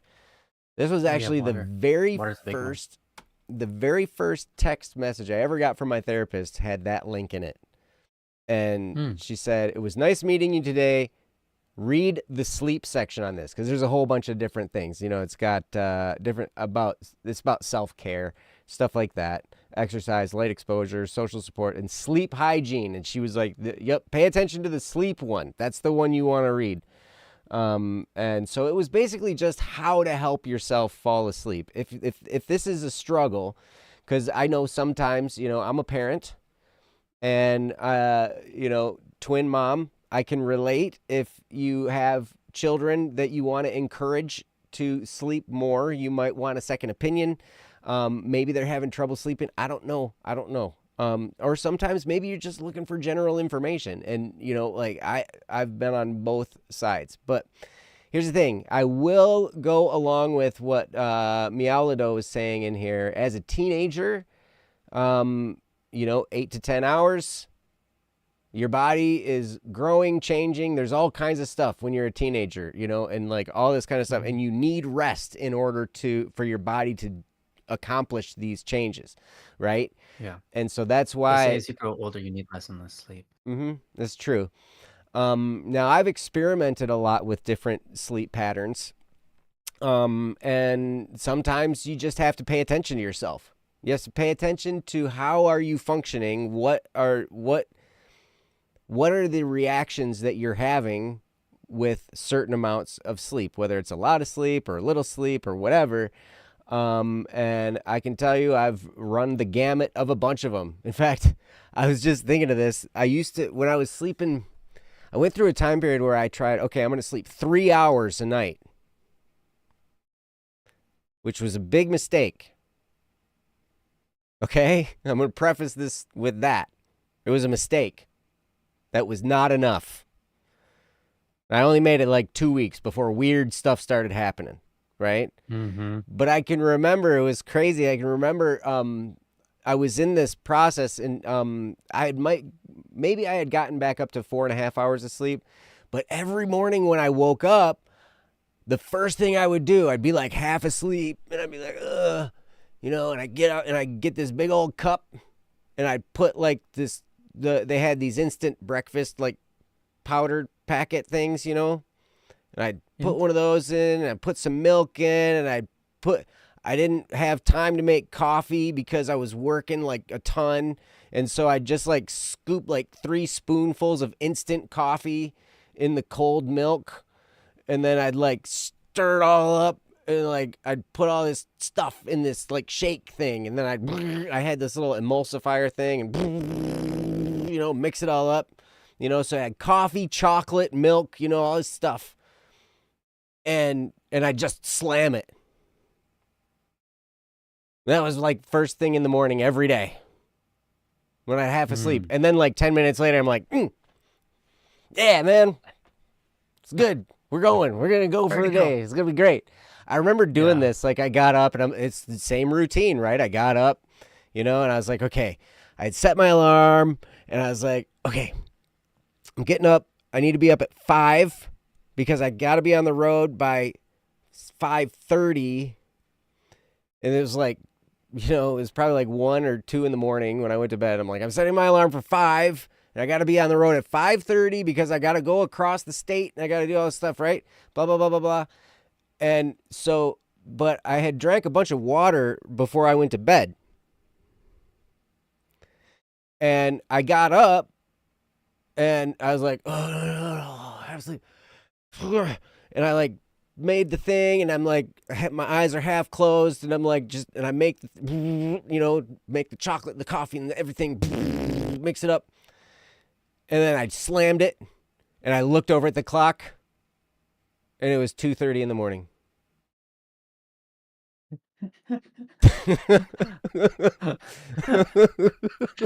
Which you went to bed at what? 2? Like 1 or maybe 1 or 2, something like that. I've only been asleep for like an hour. And I did this, and so I'm like, zing, and I'm like, shoot. Like, dang it. Oh, guess I'll start my day. I guess now I'm awake, But yeah, there are weird things that happen when you don't sleep enough. And one of the things you can do is you can kind of gauge how you are. How do you feel? Now, here's the tricky thing. I've noticed also when, like when I feel fine, I don't notice. You have that phenomenon? Mm-hmm. Yeah. Like you don't notice unless you feel like junk. Yeah, we are as human beings, we're for some reason we're designed to notice when things are off, not when things are on. Right, exactly. So it takes a little bit of introspection. You got to be willing to pay closer attention to yourself to know, okay, this is working. If I'm feeling fine and everything's clicking and I'm moving forward and everything's good, I have to pay attention to when that's happened, because the general habit is I'm not going to pay attention to that. I'm just going to feel fine and go about my day. I'm not going to notice unless I'm feeling crappy. And so that's one of the things to remember, one of the little caveats. If I'm feeling like crap, if I'm feeling really bad, then something needs to change. If I'm feeling fine, I'm probably not going to notice, and so then I'll take a little bit more liberties, and I'll be like, oh, like maybe I could sleep a little bit less, or maybe whatever, right? And then push those limits until I feel bad, and then I'm like, okay, now I got to change something. But it's really it's interesting.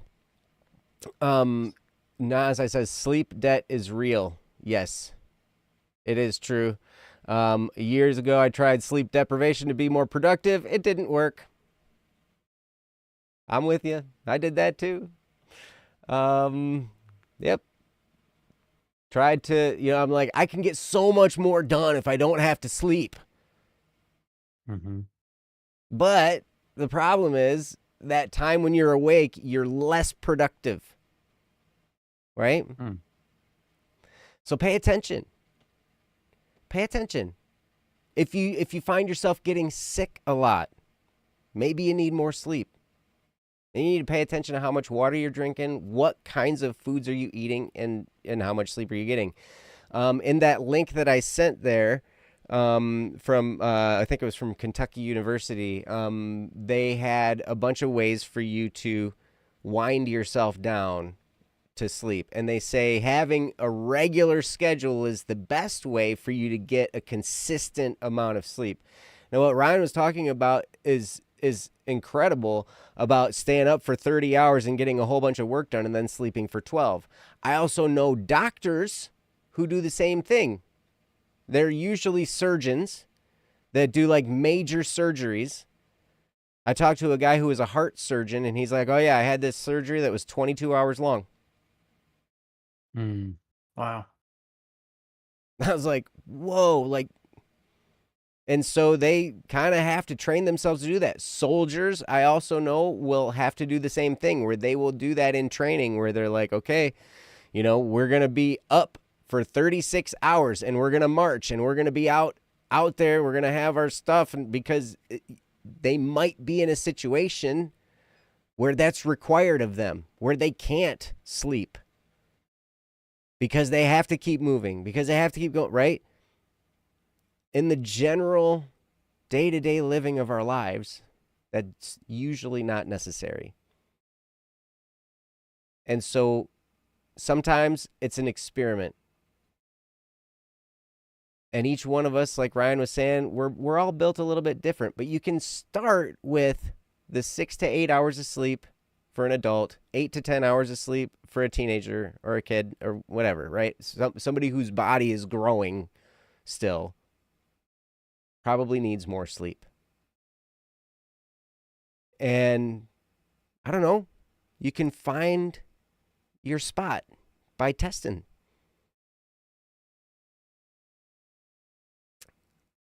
And I don't know, it's weird.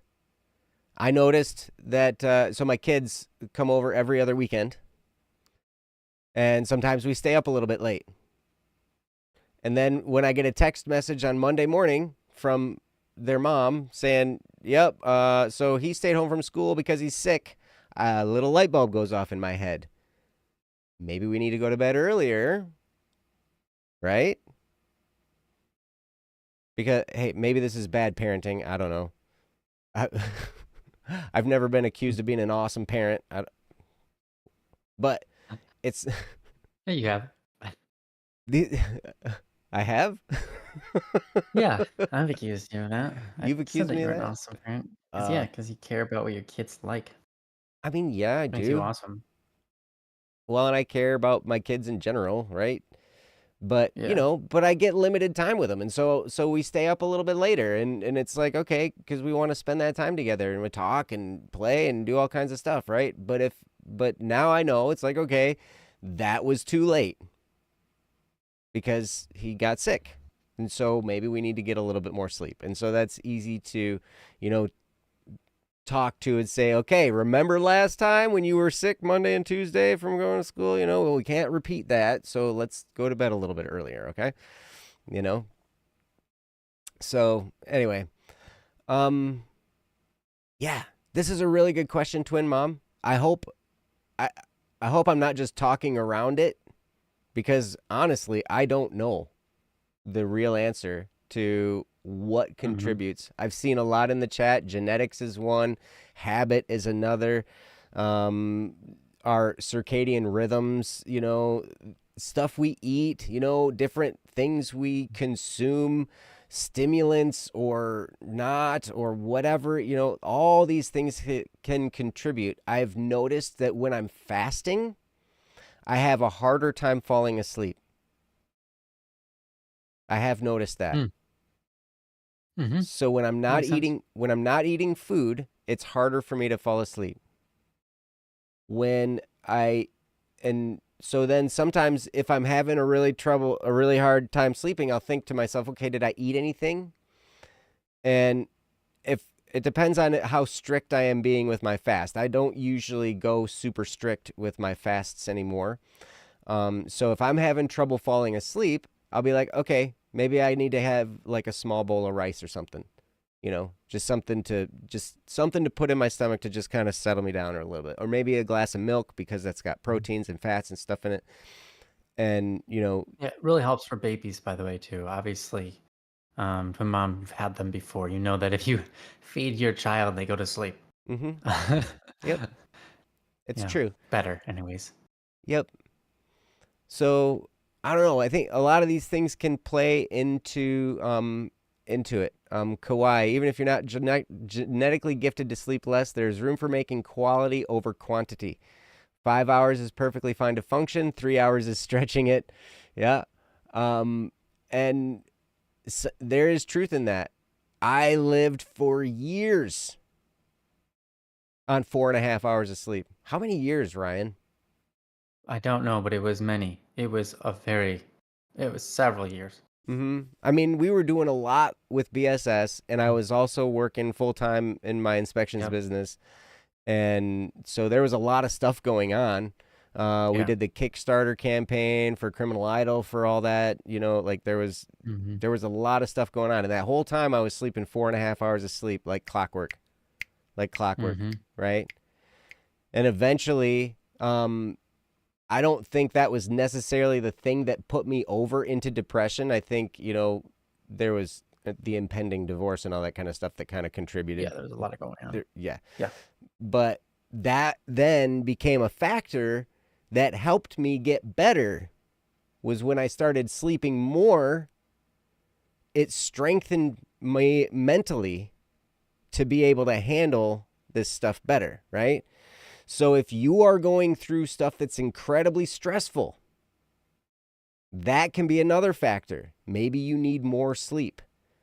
Whether it's mentally stressful, physically stressful, emotionally stressful, any area, if you're encountering a lot of stress, I would err on the side of getting more sleep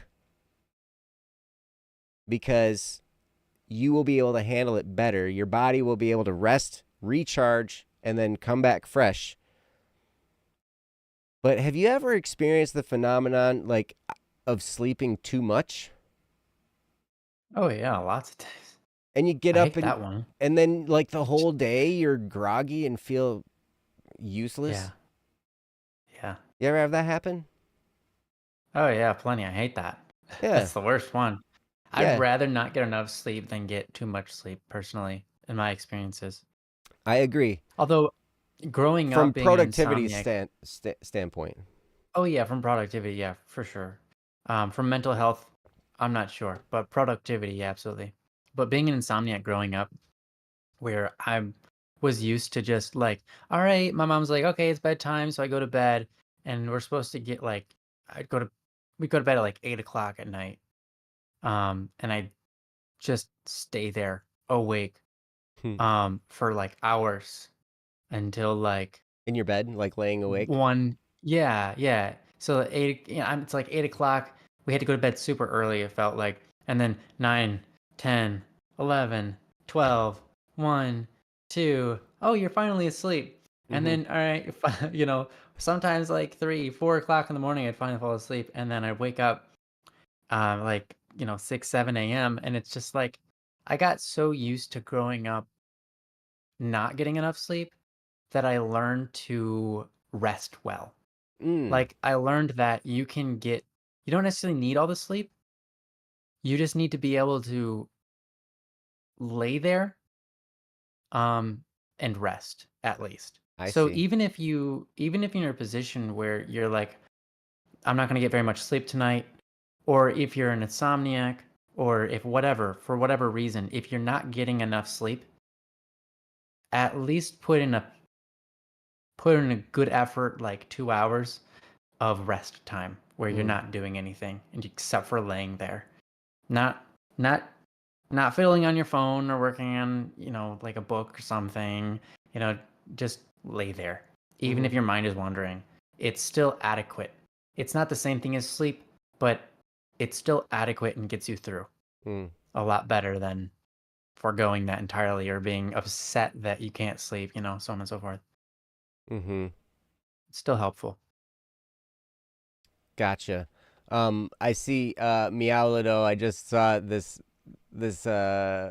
comment. I am one of said children and I'm having sleep issues. Mhm, But mhm. not Yeah. really because I have trouble with sleep, but because I don't have enough time for sleep. Usually I get like 5 to 7 hours a night. It was emotionally painful when we were on the sleep part of the biology psychology unit in AP Psych. I could Yeah. see that. It's another problem for me. I exhaust myself mentally, especially, and also physically every day, and don't get much rest besides sleep. Gotcha. Mhm, So if you got a lot going on during the day, mhm, sometimes when you're charged up from having a really mhm.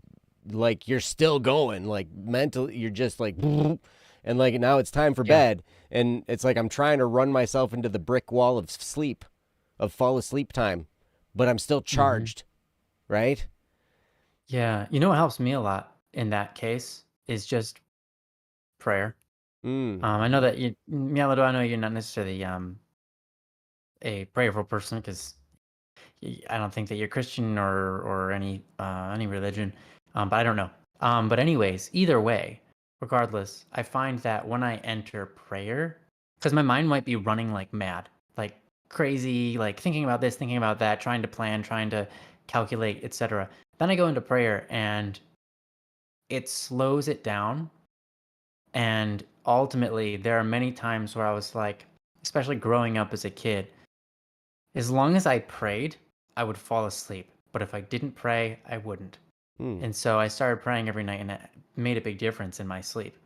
Mm-hmm. And I wasn't praying to go to sleep, but the act of prayer and the whatever mental faculties I'm dismissing Mm-hmm. and engaging in, like I'm engaging in one set of mental faculties, like one set of criteria for how I'm engaging myself in prayer. Like mentally, I've switched from I got to do this, I got to do that, blah blah blah, what's going on, to focusing on praying, which is, um, it's like I'm thankful that blah blah blah. Please help these people in their life. They're going through this, that, other thing, and so on and so forth. It's just like when you enter that hemisphere of thought, Mm-hmm. at least for me, I was able to fall asleep a lot better than when I was in the other hemisphere of thought, which was trying to calculate and my brain wouldn't stop and so on and so forth. Mm-hmm. So personally, that helped a big deal. Yes. Also, drinking water. Drinking water helped a huge amount too. Yep. If I drink water just before bed, I fell asleep. People go, you can't do that because then you have to get up and pee. It's like, well, then at least if you have to get up, it means you at least were sleeping. That's true. That's But I've true. never have to get up to pee. So it's just different biology there. But Yep. yeah. And I love what you were saying about prayer because it is true. And if you don't pray, it's fine. You can meditate. Mm-hmm. Meditation will accomplish much of the same stuff. And what is that? That's basically just focusing on your breathing and Mm. and emptying your mind. So you focus on your breathing, you focus on inhaling and maybe count. Count to 4 while you inhale, hold for 4, exhale for 6 or whatever, whatever. And you can do this rhythm of breathing and then anytime a thought enters your head, you say thank you, you're dismissed and get back to being focused on your breathing. And so it's basically the practice of emptying your mind, focusing only on your breathing and getting to that point where all you're doing, you're not processing anything. You're not concerned with all the stuff going on. Anything that's on it, just the whole idea is to just wipe it away and just exist for a period of time. All that stuff, all those thoughts, all those situations, all that stuff, it's still going to be there when you're done meditating. So don't worry. It'll be there. It'll be there for All you. those things you can think about, those will still be able to be thought about. Yep. They're still there. All you're doing, you're just dismissing them for a while and existing. And what that can do is it can I don't know, it will relax you. Another thing that I will do, like I'll focus on my breathing for a while and I'll dismiss all these thoughts in my mind. And then what I'll do is I'll imagine starting with my hands and my feet, that they're made of concrete. And just that they're so heavy because they're made of solid concrete. And I'll just imagine that. And then I'll imagine, from my hands, and then it's crawling up I'm doing it actually right now. It feels weird. Like I'll imagine my hands and then my forearms and my lower legs, my calves, and then up to my knees and elbows. And then it just kind of creeps up my arms and legs where it's made of concrete and so heavy that I can't move it. And what happens is that relaxes all of that stuff. Because when you think to yourself, oh, I can't even lift this stuff, then there's no point in even trying. So it's like, okay, I'll just relax. And that process has helped me fall asleep many, many times. And it has helped me de-stress my brain. And it has helped me with anxiety issues. It has helped me with depression in the sense that, the things that I'm depressed about, it takes my mind off of them and I'm just thinking about my breathing. I'm just existing. And then I'm thinking about these parts of my body that are made of concrete, that are heavy, that I can't move even if I tried. And then I find myself in such a deep state of relaxation and simple existence that then sometimes I'm able to drift off to sleep. I put Zay to sleep. Cool. Good job. You win. We win. Okay. Don't do light yoga before bed. I feel Oh my gosh. like Alice in Wonderland syndrome, but more controlled. Right on. Another thing, so there are all these things you can do to try and help relax yourself to get to sleep. And one of the biggest enemies, to be honest, is the screens, the phone, the computer, whatever. It's always there, always available. It's always there for us to scroll on. It's always there for us to look at, to keep ourselves occupied with. Yep. But these are some things that can actually help you fall asleep. And you are right, Meow, that where I gotta scroll up a little bit. Anxiety and depression is also exhausting, that you've heard and from experience too. Absolutely it is. Mm-hmm. It's exhausting, but sometimes it keeps you awake at the same time. So like you're exhausted and debilitated and you can't do anything, but you can't sleep either. Mm-hmm. And that's frustrating. And then that can cause more anxiety and more depression. It can be this kind of like cycle that you're just like, oh my gosh. And we start to beat ourselves up. At least I do. I would start to beat myself up. So, but if you can dismiss all that chatter, silence the mechanism up here. And that's where the focusing on breathing comes in. That's where dismissing all those thoughts comes. You don't have to be angry at those thoughts. You don't have to be like, get out of my head. You just say, thank you for showing up. Now you can leave.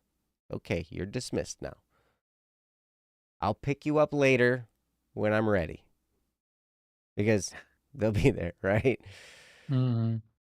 But anyway, yeah, hopefully some of that's helpful. And Twin Mom, like I said, there's all kinds of research done. You know, like you can find research on what types of sleep, what amounts of sleep, but I don't know what causes the big changes, you know.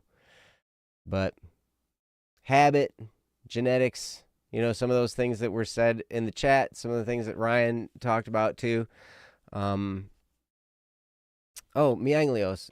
Your mom says what you said has been good, interesting, and appreciates us doing the topic. Thank you. Absolutely. Yeah, and several good nuggets. Hey, you know what? Awesome. Thank There was you. I Glad to gotta hear it. say, for this topic, there was a lot in the chat, and so I Yep. would also scroll back up and read some of that stuff, because there was a lot of stuff coming in the chat that was really good, I think.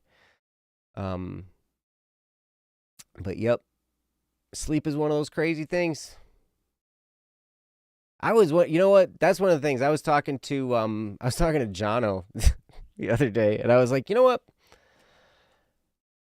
When I meet God, I got a couple things that I'm gonna ask him. I'm gonna be like, what was up with that sleep thing? Like, really? Like, you designed this so like we would be required to just lay there and do nothing for a while every day? Like, what Yeah. is that about? That's all. That and water. What is water about? We have to drink it and then we pee. Mhm. Like, Yep. you could have designed this any way you wanted, right? What was up with that? Like, Those are your two. Sleep and water. yeah, That's like, great. I'd be more fed up with the food thing than the water thing. Because then you gotta oh, poop. that, Which is way worse than peeing. you know, you're right. Could have been worse. Thank you, Yep, Neonsite. you're right. It Absolutely. coulda. It coulda. Hmm. But these are things I think about, right? Like, Hmm. we could be like koalas or pandas. What, cute? Cute. Yeah, God. How come we don't get to be cute like the koalas and the pandas? What goes on? What do they require? The koalas and pandas.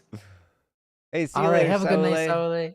Yeah, it's about time we wrap up. It's already it's been It two is. hours, I think. You're right, but I'm Cool. curious what the koalas or pandas. Yeah, me too. Now that this has started, oh, 20 hours a day. Oh What? gosh. Holy Wow. sleep. That's too much. You know what? And I'm glad we're not like the apes at all, because you guys probably didn't know this. Apes eat 80% of the day that they're awake. Really? They're just constantly eating and eating and eating and eating because they haven't learned how to cook.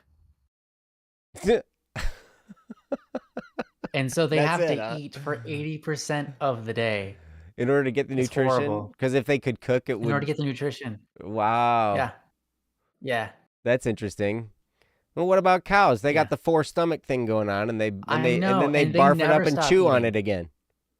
Yeah. So it goes into one stomach, and then They they eat 99% of the day. right, they just sit there, but they re-chew the food they already ate, right? Yeah, I know. They're still, it's like, I eat everything twice. Yeah. That's why it takes me so long. And then I Oh, don't even digest it because it's the biology and the little bacteria inside of me that digests it for me. yeah. That's weird. That's, And is eat for like 15 hours. Yeah. Mm-hmm. wow. But we're humans. We have our own set Mm-hmm. of stuff to deal with, right? Mm-hmm. And that's why Yep. we love you guys. Because you're all humans just like us, and we get stuff to deal with. And thank you guys for being here on Don't Worry Wednesday. We love you, and we're so glad. Thank you for the topic, Twin Mom. Thank you for the topic, Kendra, and all you guys who have submitted topics. If you have a topic you'd like us to talk about, Jeho, yes, we are human, and you have to say so if you submit a topic. That's right. And to go submit a topic, go to don'tworrywednesday.com, click the submit a topic button, and we would love to hear from you. You can also reach out to us on Discord or email us dww@bss.studio. Yeah, we'd love to hear from you. And yeah, I don't know. We just love you guys. So yeah. Thank you for submitting topic, everyone who has. And hopefully we'll get to your topic next stream. Absolutely. You guys are lovely and wonderful, and we appreciate you all so very much. And we'll see you next week. You're going to come back next Wednesday for Don't Worry Wednesday. Until then, Yeah, you are. Enjoy your wonderful, wonderful lives. Our lives are gifts. I've been told this. Yeah, it's true. And it is true. Your life is a gift. Your life is a gift. To give. Yep. So we love you, and we'll see you next week. Until then, take care of yourselves.